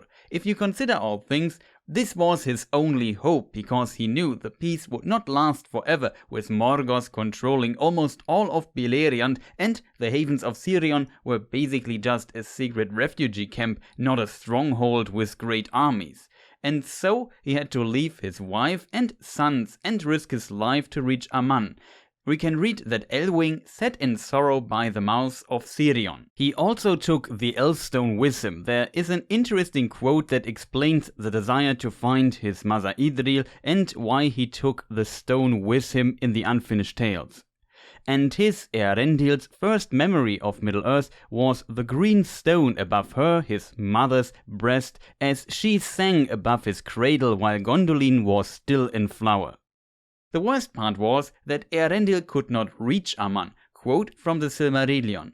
Eärendil found not Tuor nor Idril, nor came he ever on that journey to the shores of Valinor, defeated by shadows and enchantment, driven by repelling winds, until in longing for Elwing he turned homeward towards the coast of Beleriand, and his heart bade him haste, for a sudden fear had fallen on him out of dreams, and the winds that before he had striven with might not now bear him back as swift as his desire. I assume this references the enchanted isles that repelled him, and so he started his journey back home, but in the meantime something happened at the mouths of Sirion. You probably know what's coming. The last remaining sons of Fëanor, depending on the version 3 or 4 were left, learned about the location of the Silmaril from Doriath, but they, and especially the oldest son Maedhros, were haunted by guilt over what they did in Doriath, and Maedhros even considered to abandon his oath. Though after some time the unfulfilled oath started tormenting him and his brother. After many years they could not endure it anymore and went out to get it. So they sent message to the havens of Sirion demanding the Silmaril, but Elwing and the people did not want to give it away. It's still one of the most powerful artifacts of all time, and the people felt it helped them in their situation a lot, healing what they endured in the wars. If you hear about this, one might think, why not just give that stupid stone away and be safe? But it was also, for them at least, the jewel of their King Thingol and of his daughter Lúthien, who fairly retrieved it from Morgoth himself with Beren. And it was also the jewel of their last king, Dior, father of Elwing, who was murdered by those who demand it now. It's for sure hard to give it away to those who murdered your father, your mother, your brothers, by setting them as small children out in the forest to starve. Your kin, almost yourself and your people multiple times during the first kinslaying in Aman and during the second in Doriath, and who destroyed your old home. Just think for a moment what an audacity this request is and how you would react to it. They have already taken so much and still demand more? One would expect that in this dire situation Beleriand is currently in, Fëanor's sons would try to continue finding a diplomatic solution, but no, they sent armies and killed everyone, leading to the Third Kinslaying. This oath has driven them to madness. We see them acting reasonable here and there, but they always go with the extreme at some point, which seems to always bring them back to sanity for some time again when they regret what they did. Of course, in the havens of Sirion also resided some lords of the elves who could fight, and 2 of the remaining 4 sons of Fëanor were slain, Amrod and Amras. In one draft, as mentioned, one of those 2 died in a fire when Fëanor burned the ships, but that did not make it into the Silmarillion. The Third Kinslaying was considered the cruelest one. As said, they attacked a refuge camp with women and children who already lost everything, and their lord Eärendil was not even there. Not only elves died here, also men were slain. For example, the poet Dirhaval. As a result, even some of the Fëanorians rebelled against their lords because it was so wrong, some even aiding Elwing, but were ultimately slain too. I guess that is why it was considered so cruel. Círdan and a young Gil-galad, who is the next High King of the Noldor after Turgon's death, sailed to help too, but were too late to change the outcome. They could only evacuate some of the survivors. Elwing would not surrender the Silmaril and cast herself down a cliff with the Silmaril, but she was saved by Ulmo, who bore her up the waves and turned her into a white bird, and she flew away. Elrond and Elros were captured. After what happened last time with Elwing's twin brothers, they would not kill them though, but let us discuss some of the further main events of the First Age before we look into what happened to Elrond and Elros. Elwing, as white seabird with a Silmaril, would fly to Eärendil on his ship. At night she could be seen as a glowing light or a star flying over the water. It is mentioned in songs that she as a bird fell onto the ship almost dying, but Eärendil caught her and she fell asleep. The next morning Eärendil saw his wife as she transformed back. Together they were in great sorrow and despair, thinking that their sons had been slain. With no hope left in Middle-earth, they would sail to Aman, and Eärendil put the Silmaril on his brow, and this time the enchanted isles would not repel them. They set foot on Aman, fearing the wrath of the Valar, and also they had 3 mariners on the ship, all of them men, but they stayed on the ship, not setting foot on Aman. Men were not allowed to enter Aman, and Elwing and Eärendil were half-elven. Ultimately, they were able to talk to the Valar. Eärendil asked for pardon for the Noldor, which in my opinion is a great deed, considering all that happened, but also for help. The Valar discussed this, and Manwë's judgment was that Eärendil and Elwing had to decide if they would be counted as men or as elf, which was now the ruling over the half-elven. Eärendil let his wife decide, who decided to be counted as elf, and so he also decided the same for his wife's sake, even though he felt closer to the mortal man. And then the Valar prepared their host for the War of Wrath. They also blessed Eärendil's ship Vingilote, which now could fly as in Círdan's vision. He kept the Silmaril, and when he flew with it through the sky, people could see him as a star, which they called Gil Estel, Star of Hope or Star of High Hope, also known as a Star of Eärendil. Remember the prophecy Huor gave Turgon. From you and from me a new star shall arise. Eärendil journeyed even into the void, and many songs of the elves about Eärendil were composed. For Elwing, a white tower to dwell was built, somewhere at the east coast in the north of Aman. She loved the sea and hills, and there the seabirds of the world, I assume, came to rest. Tolkien describes it as them being repaired there. And because Elwing once also had the form of a bird, she was able to learn their language, and the seabirds taught her the craft of flight. In old drafts from around 1916, we find in the Book of Lost Tales Part 2, Morgoth, there still called Melkor, captured some of the great eagles to learn the secret or magic words to fly from them, but they would not tell him under torment. The idea of the birds knowing some secret or magic of flight seems in this context to be a very old idea of Tolkien and might be referenced or reflected here. Learning the craft of flight, Elwing got white and silver grey wings of her own, and when Eärendil was close to Arda from his journey on his flying ship again, she would fly up to him to meet him, as she had done once after she escaped the Third Kinslaying. In Aman, the great host of the Valar was prepared. The elves who did not leave the Vanyar elves also came to war. So did the remaining Noldor in Aman, led by Finarfin, Galadriel's father. The Vanyar were led by Ingviel or Ingvion in one version, son of Ingve. Ingve was not only the High King of the Vanyar elves, he was considered king of all elves. His son sadly is not mentioned as leader of the Vanyar host in the Silmarillion, only Finarfin as leader of the Noldor host. That was due to a somewhat confusing correction of Tolkien, and Christopher Tolkien removing this line from the text as a result. But in a late footnote of Christopher Tolkien, we find in The Shaping of Middle-earth, in the chapter with a commentary about the Gwenta, he mentions that this might have been a mistake by him, and both Finarfin and Ingviel should have been mentioned there. However, the Teleri, after the kinslaying and robbery of their ships by the Noldor, did not want to go to war, the war of the Noldor, but they listened to Elwing, who was of their kin, and at least transported the host with their ships, but would not set foot on Middle-earth. It must also be mentioned that the Teleri had a close relationship to water and were mariners. For example, Círdan is also from the Teleri clan, but stayed in Middle-earth, which made him a Sindar.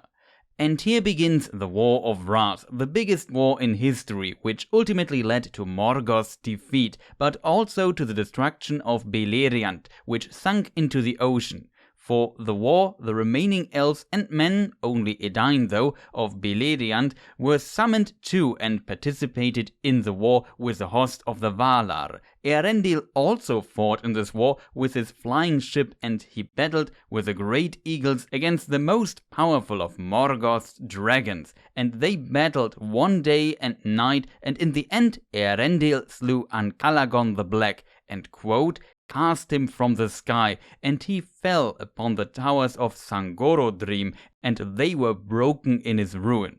Thangorodrim were like 3 volcanic mountains, their size can be debated, which were an above-ground part of Morgoth's fortress Angband, which was mostly underground, I assume.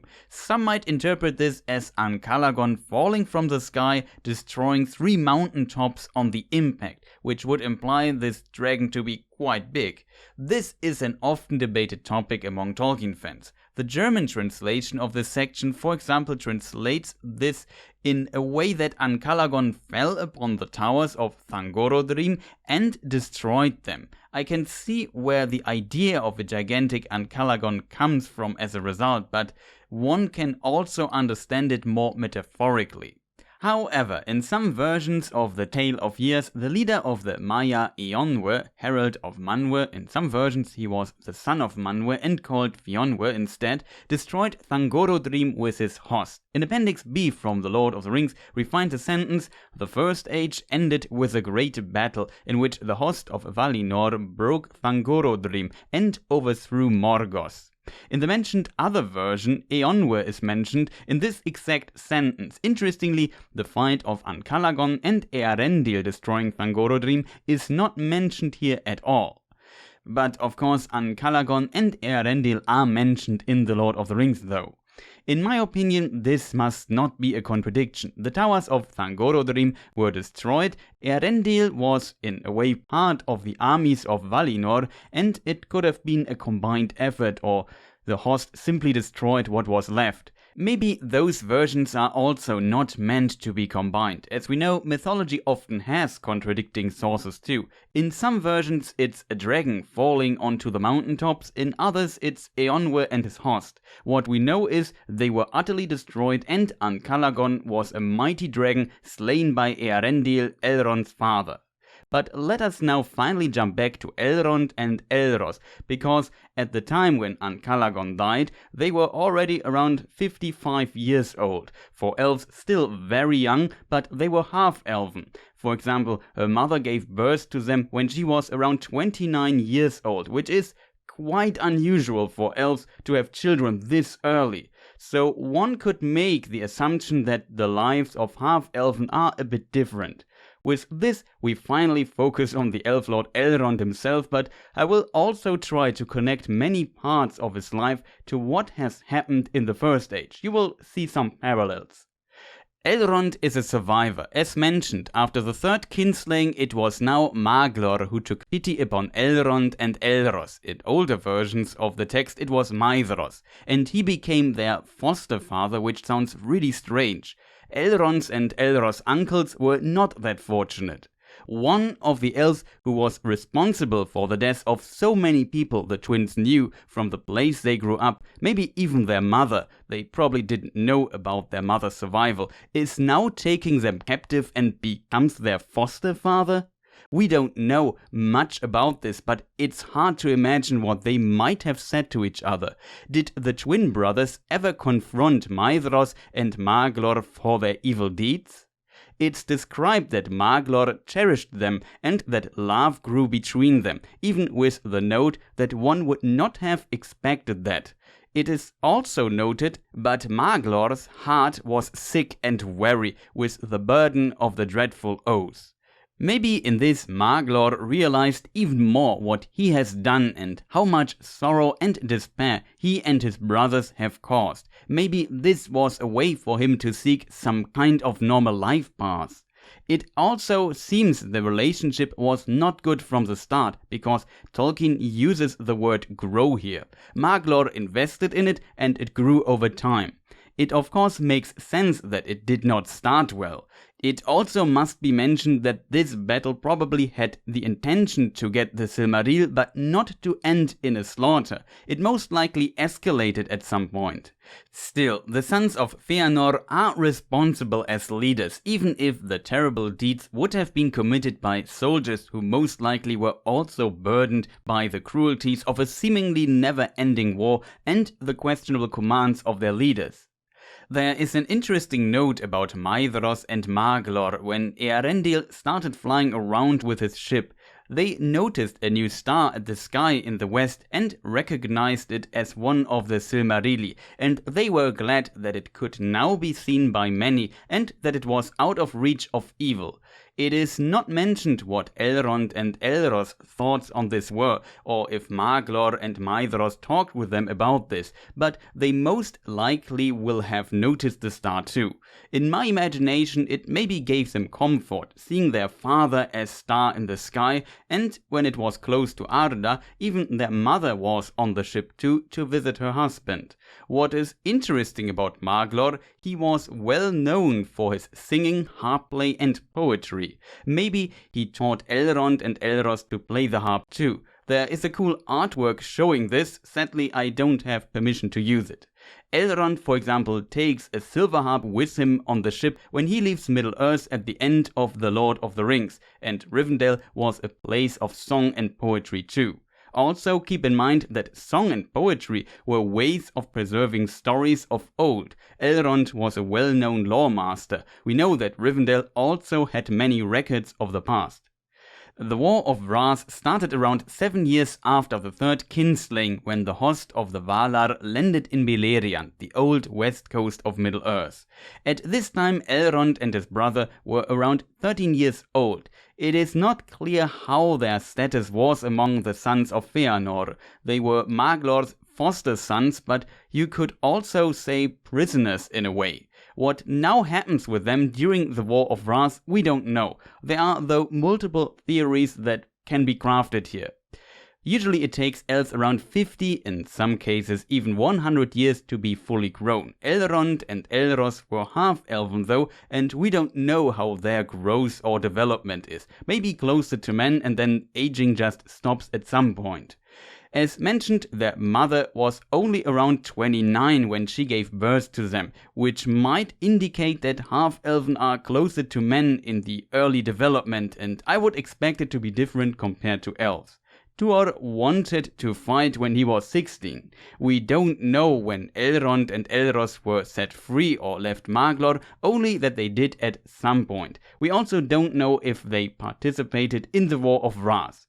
Considering that at the end of the war Elrond and Elros were around 55 years old, that Elrond records the host of the Valar during his council in Lord of the Rings, that Elros became the leader of the Dún Edain, and Elrond served later as the Herald of Gil-galad, the High King of the Noldor elves, I could imagine that they might have participated in some form later during the War of Wrath, earning trust and their positions. I think this is highly plausible, but can of course be debated. I think a strong argument is of course the memory of Elrond, where he compared the host of the Last Alliance to the host of the Valar. Quote, "I remember well the splendor of their banners," he said. "It recalled to me the glory of the elder days and the hosts of Beleriand. So many great princes and captains were assembled, and yet not so many nor so fair as when Thangorodrim was broken and the elves deemed that evil was ended forever, and it was not so."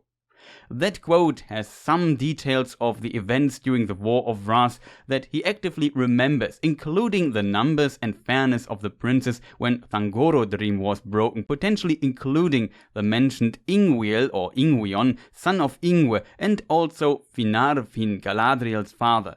This is, in my opinion, a strong indicator for Elrond being there. I also think it makes sense for a future king like Elros to have proven in a great battle, else why would he be chosen? He was the foster son of Maglor, who after 3 kinslayings had not a good reputation among the elves and men. Of course, Elros' bloodline was impressive, but that does not make a good king. I think earning some reputation in this war would be plausible, same with Elrond, who will be in the service of High King Gil-galad after the war. Also, after the War of Wrath, the madness and torment of their oath returned to Maedhros and Maglor. When Morgoth was captured and cast into the void, the host of the Valar retrieved the remaining 2 Silmarilli and stored them in the camp of the Maya Eonwe, Herald of Manwe, leader of the Maiar, the angels of lower rank. There was also the Maya Ilmare. She was with Eonwe, chief of the Maiar. The 2 remaining sons of Fëanor asked Eonwe to hand over the Silmarilli, but he refused, explaining that their deeds, and especially the slaying of Dior in the Second Kinslaying and the attack on the havens in the Third Kinslaying, made their claim void, and that they shall return to Aman to receive judgment by the Valar. Maedhros had other plans though and wanted to steal the Silmarilli. Maglor was hesitant, but Maedhros convinced him, knowing that their choice was everlasting darkness over them. As a result, they sneaked in disguise into the camp of Eonwe, slew the guards, I assume elves, and stole the Silmarilli, but it was noticed and alarm was raised. Maedhros and Maglor prepared to die, but Eonwe intervened and let them go, each with a Silmaril. A strange move, one could say, but in the end they made their choice and it just fulfilled their fate. Not being the rightful owners of the Silmarilli, and due to all their evil deeds, their hands were burned by the blessed gems, and in pain and despair, Maedhros cast himself into a fiery pit, ending his life, while Maglor threw his Silmaril into the sea, wandering the shores of Middle-earth in despair forever, lamenting what happened in song. And so the Silmarilli became one with the sea, with the fires of the earth and with the sky. Elrond and Elros were not present in this deed. As mentioned, I assume they were participating in the war, but we don't know for sure.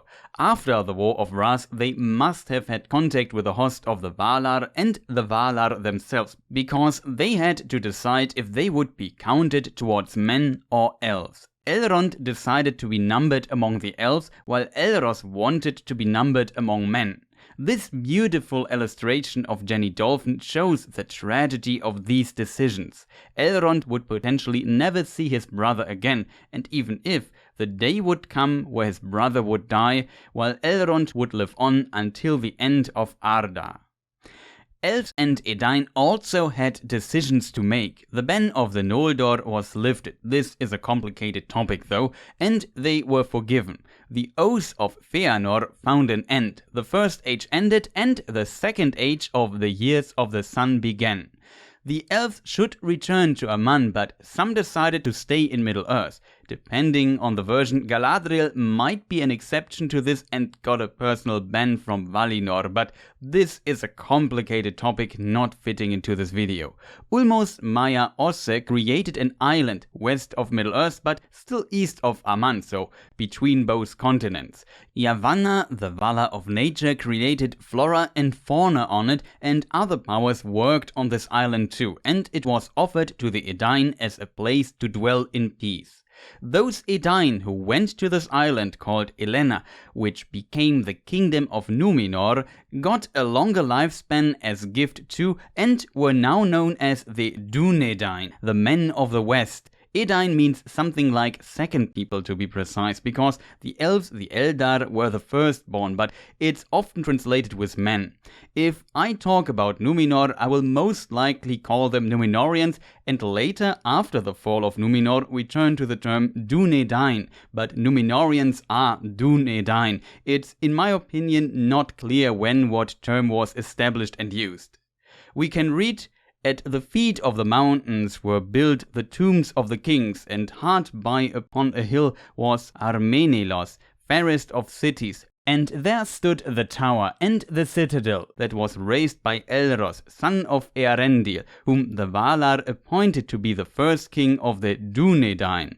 So Elros was chosen by the Valar as king, and as we learned in, for example, my video about Aragorn, Elros is an ancestor of Elendil, Isildur, and also Aragorn. The line of Dúnedain kings starts here, even though it's a complicated line. And don't forget, in early writings of Tolkien, Elrond went to Númenor becoming king and decided to be a mortal man. Gil-galad, Círdan, and Elrond would stay in Middle-earth and founded Lindon, the realm of Gil-galad, High King of the Noldor elves. Galadriel, her husband Celeborn, and Celebrimbor, grandson of Fëanor, would found Eregion, close to Khazad-dûm, where the dwarves of Durin, the Longbeards, dwelt. We will discuss this in further detail later. Interestingly, they had a good relationship with the dwarves, despite Celeborn being from Doriath. Note, in Appendix B, Celeborn is mentioned as kinsman of Thingol, king of the Sindar, but he could still be a Teler elf, and in The Road Goes Ever On, written by Tolkien himself and published during Tolkien's lifetime, Celeborn is explicitly mentioned as a Sindar elf, which makes this the most canon assumption of his origin in my opinion. One could ask, where were Galadriel and Celeborn during the late First Age? We can read in The Lord of the Rings, chapter The Mirror of Galadriel, that after the fall of Nargothrond, the realm of Galadriel's brother Finrod, Gil-galad's father, inherited it, she and her husband fled from Beleriand over the Blue Mountains. As a result, they are not mentioned in the tales of Beleriand after that anymore.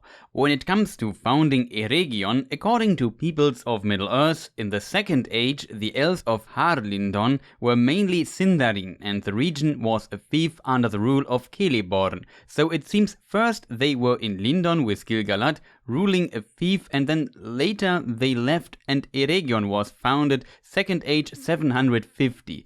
How canon this fiefdom is can be debated. One could also ask how the men of Beleriand, the Edain, got to the island gifted to them. A lot of ships were built at this time, and Círdan ordered some of his mariners to transport the Dúnedain with his ships to Númenor, or Elenna as it was called too. Elenna means starwards because they had to follow the Star of Eärendil with Círdan's ships to reach the island. As you can imagine, Eärendil was also an important figure for men, and especially the Dúnedain. After they reached the island, the elves left some ships behind for the Dúnedain and sailed back with the rest. We can read in the unfinished tales that even though the Dúnedain loved the sea and later became a seafaring nation, it took them almost 600 years to develop the art far enough to be able to sail back to Middle-earth again. We know that the elves from, for example, Tol Eressëa, so from Aman, visited the Númenóreans and brought them gifts, like the 7 Palantiri or a seedling that would become the white tree Nimlos. See my video about the white trees. It's possible that also the elves from Middle-earth visited Númenor from time to time, but we don't know when this started exactly. Sources contradict each other and how frequent this was. As a result, it's in my opinion unlikely that Elrond has seen his brother again, because he would have to sail to Númenor before Second Age 442, but it's also not impossible, but we sadly find no notes about a meeting though. One could now assume with Morgoth gone, the dragons mostly dead, with few hiding in the cold wastelands in the far north, and the very few surviving Balrogs hiding deep below the earth until Morgoth maybe returns, there should be no conflict anymore. Elrond's quote from his council also reflects that this was believed, but one servant of Morgoth was left, Sauron. After the War of Wrath, Sauron surrendered and was ordered to return to Aman to be judged by the Valar, but instead Sauron managed to escape and hid in the far east of Middle-earth. As a result, he had no chance of a pardon anymore. We can read that the High King Gil-galad noticed the rise of a shadow in the far east. He even wrote a letter to the Númenorian king Tar-Mineldur, warning him, as we can read in the unfinished tales, quote, "A new shadow arises in the east. It is no tyranny of evil men, as your son believes, but a servant of Morgoth is stirring, and evil things wake again. Each year it gains in strength, for most men are ripe to its purpose.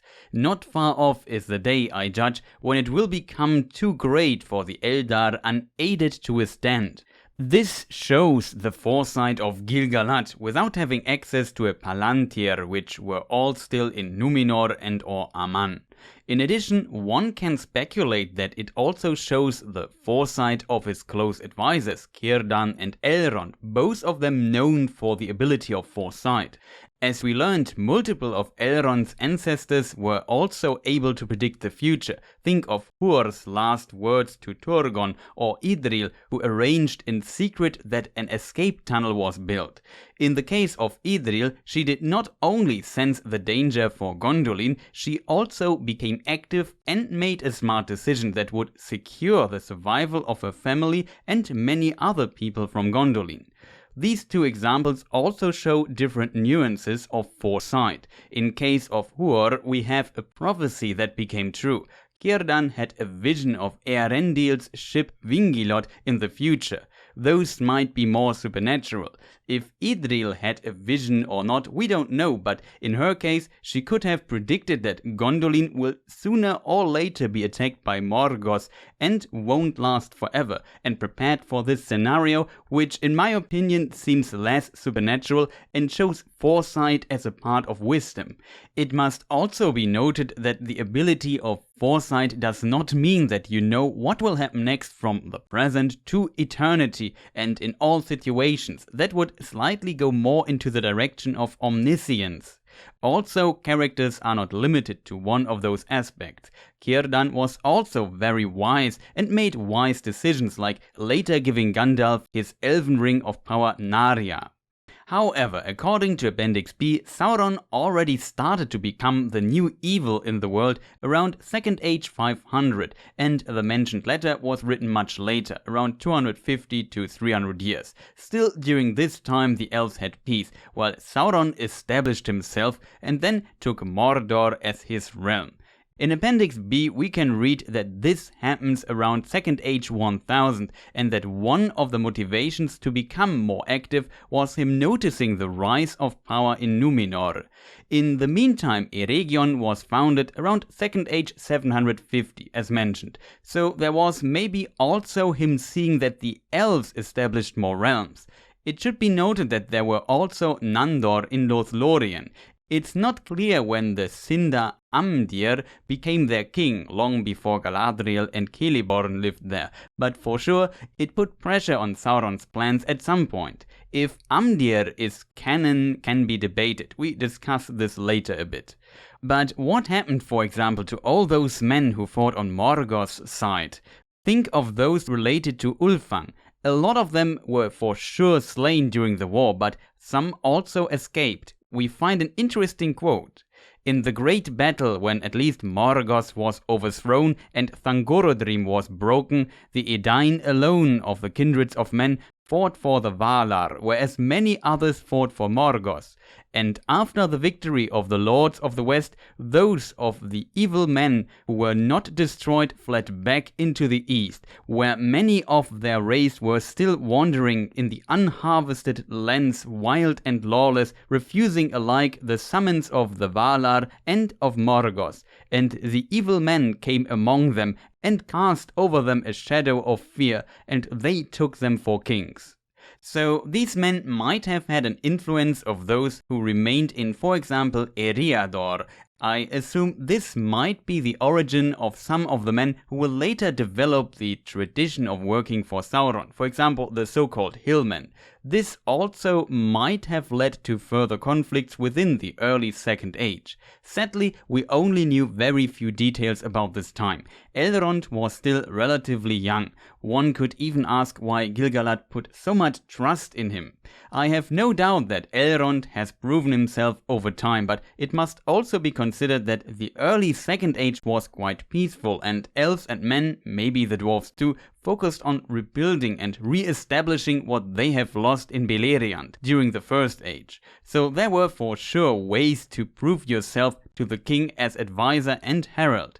A herald is basically an ambassador or diplomat of old times. In Elrond's case, he also led armies in wars. It is not clear when Elrond became officially Herald of Gil-galad. In the chapter The Council of Elrond in The Lord of the Rings, Elrond explains that he was a herald once. In the context of this dialogue, we know he was herald at the end of the Second Age at the time of the Last Alliance. There is another hint about Elrond's status in the Unfinished Tales, but we come to this later. However, Gil-galad trusted Círdan, but also Elrond. For Círdan, it makes sense because he was around for millennia already, fighting in many great wars, being a respected advisor for many elven kings. See my video about Círdan and the history of the elves. He also saved Gil-galad and brought him to the Isle of Balar, where the shipwright established a base for refugees, ships and his forces, so not having Círdan at your side would be madness for any high king, especially when you need to heal the relationship between Sindar and Noldor elves, and Círdan was a Sindar elf. But why a young Elrond? I think multiple factors come together here. There are similarities to his grandfather Tuor, and when he came to Gondolin. We discussed this earlier in the video. Turgon's life was saved by Tuor's father, who also gave him a prophecy, and Tuor was in addition a messenger of Ulmo. Elrond's own heritage is very complex. His great-grandfather was the last High King of the Noldor, but he was also related to King Thingol, who was related to Círdan, who saved Gil-galad. You can argue this is a stretch, which it is, but there is more. Elrond's parents, Eärendil and Elwing reached Amman and brought the Valar to intervene and attack Morgoth. In addition, Eärendil slew Ancalagon the Black, whose fire breath was so powerful that it was able to push back the host of the Valar. Elves, and I think men too, wrote songs to honor the deeds of Eärendil. As such, being the son of Eärendil, and Elrond potentially fought in the war too, makes even a High King listen to you. And as Círdan, Elrond is also related to the first and second king of the Sindar. The second king of Doriath, Dior, was Elrond's grandfather by the mother's side.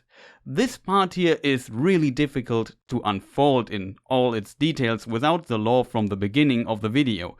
You have to understand that at the end, Sindar and Noldor had nothing left and had to start anew. Beleriand was sunk into the ocean, many loved ones dead, some even slain by the sons of Fëanor. Elrond is a tragic figure in this who is connected to all those aspects and maybe could also help to overcome conflicts among the elves, because important figures of the Sindar and Noldor were his family. He is a direct descendant of Turgon, last High King of the Noldor elves. He is also a direct descendant of Thingol, king of Doriath, who established as first his kingdom in Beleriand and who made the Noldor abandon their own language, Noldorin Quenya, and only speak Sindarin from that time on after he learned of the Third Kinslaying. And the Noldor did not argue with that, but of course it had a huge cultural impact. Not to mention Lúthien, Beren and Dior, who also play important roles in the lore. But Elrond also grew up under Maglor and Maedhros, the last remaining sons of Fëanor, who are the grandsons of Finwë, the first king of the Noldor and starting point of the whole Noldorin line of kings. You see how Elrond is connected to all of this, and you see how the surviving elves of Beleriand after the First Age are this cluster of all kinds of elves. There are Noldor, Sindar, Nandor, and maybe even elves who lived under Fëanor and his sons. After the war, they all were in Lindon and had to decide what to do. Gil-galad founded his kingdom in Lindon, and forming a realm with elves who have many reasons to dislike each other must be very difficult. With Círdan and Elrond at his side, he maybe had arguments to unite at least some of those elves, overcoming the inner conflicts and heal.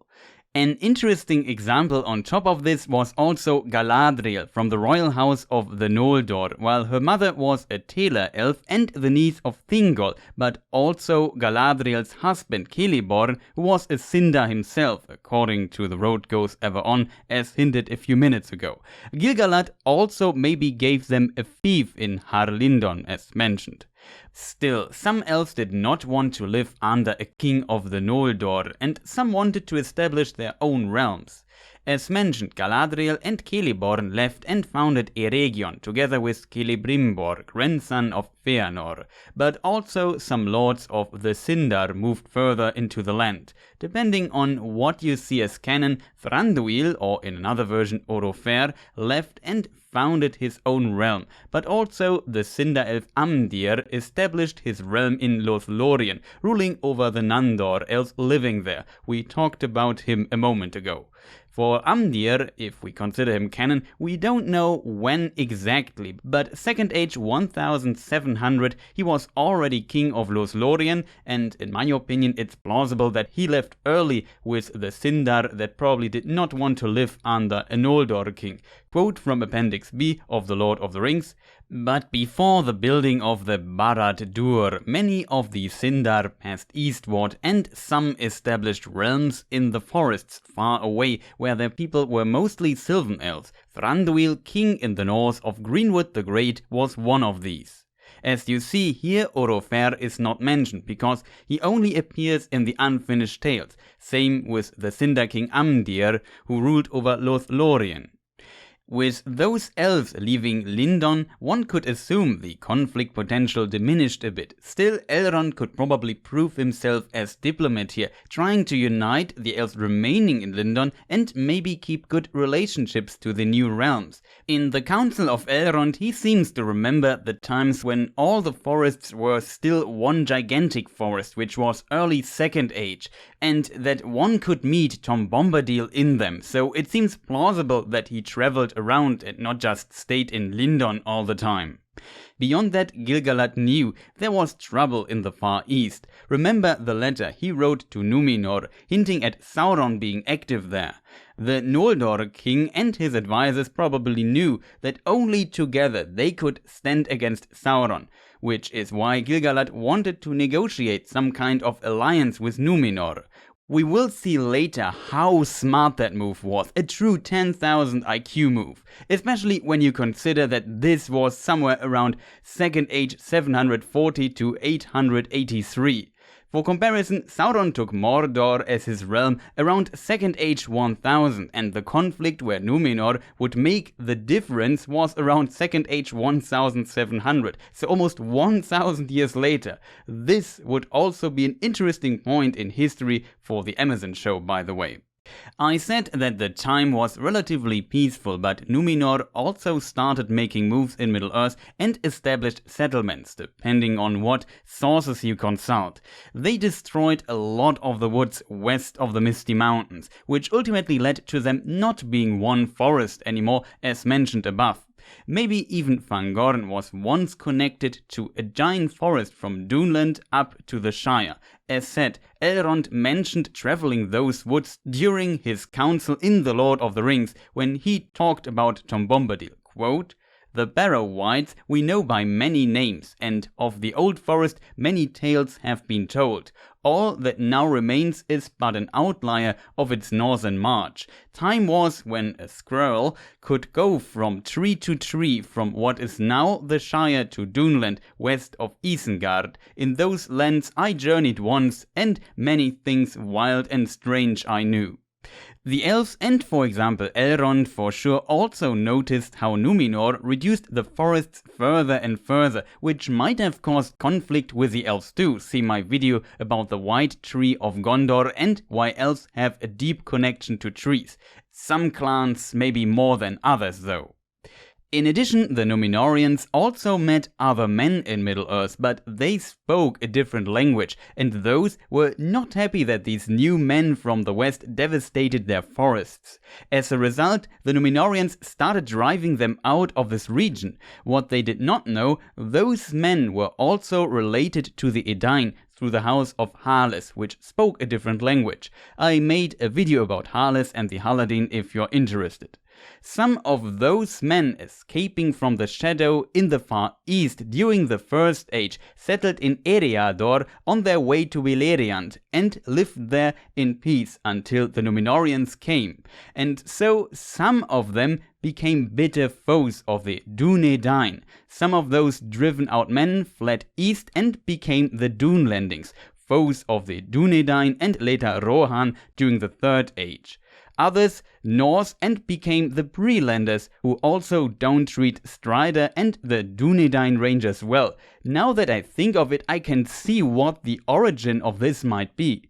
Among those were also the mentioned hillmen, or their ancestors, which might have still been under the influence of Morgoth's ideas. Remember the quote where the men fighting for Morgoth became kings east of Beleriand?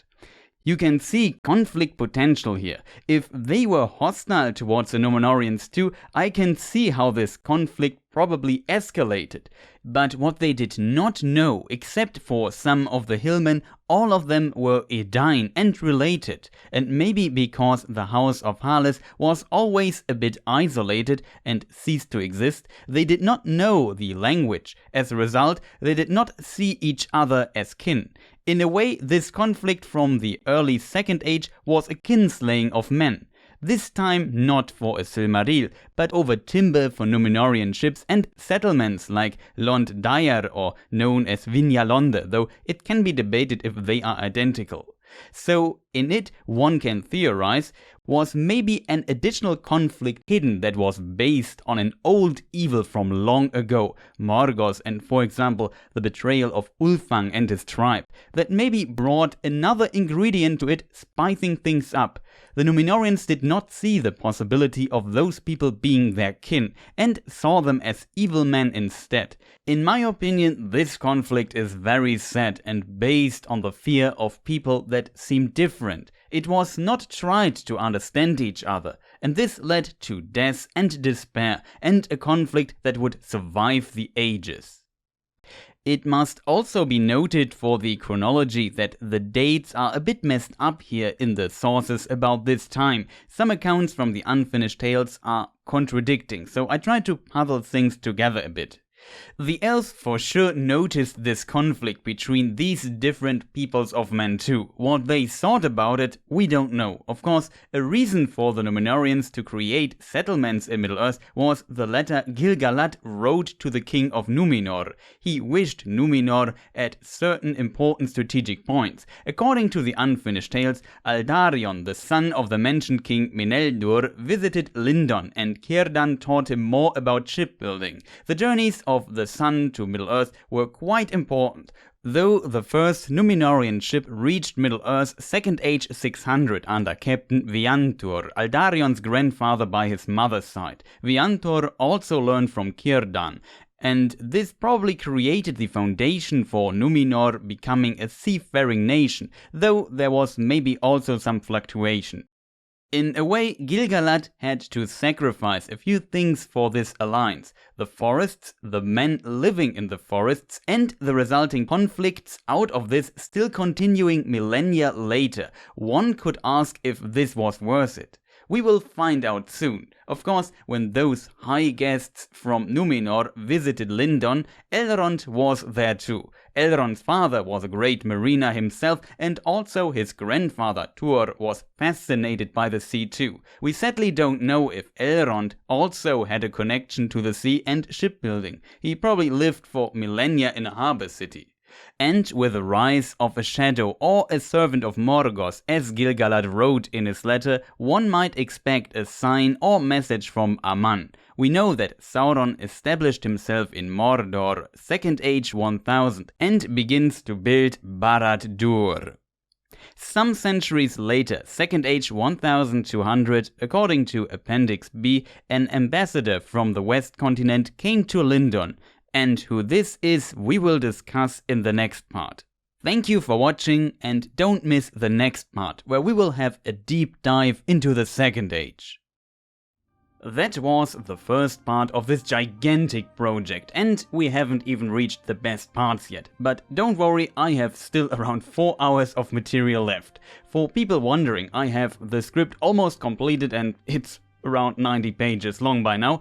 These were the first 28 pages. However, keep in mind it was written to be one video, so things might have become a bit confusing and people will probably ask why I talked so little about Elrond, but I wanted a solid foundation for his ancestors' lore and what happened around him in this time. In the upcoming rest of the Second Age and Third Age section, I also tried to look at details in between the big main events and connect everything, but also discuss the problems of contradicting sources. Often you hear a summary of Second Age events and information of different sources are combined, but it's never really explained that there is a lot of contradiction in those work-in-progress texts. I try to give you a more complete picture with these videos and also look at many hidden details some of you might not be aware of. If one video of mine deserves to be named Lost in Details, it's this one here for sure.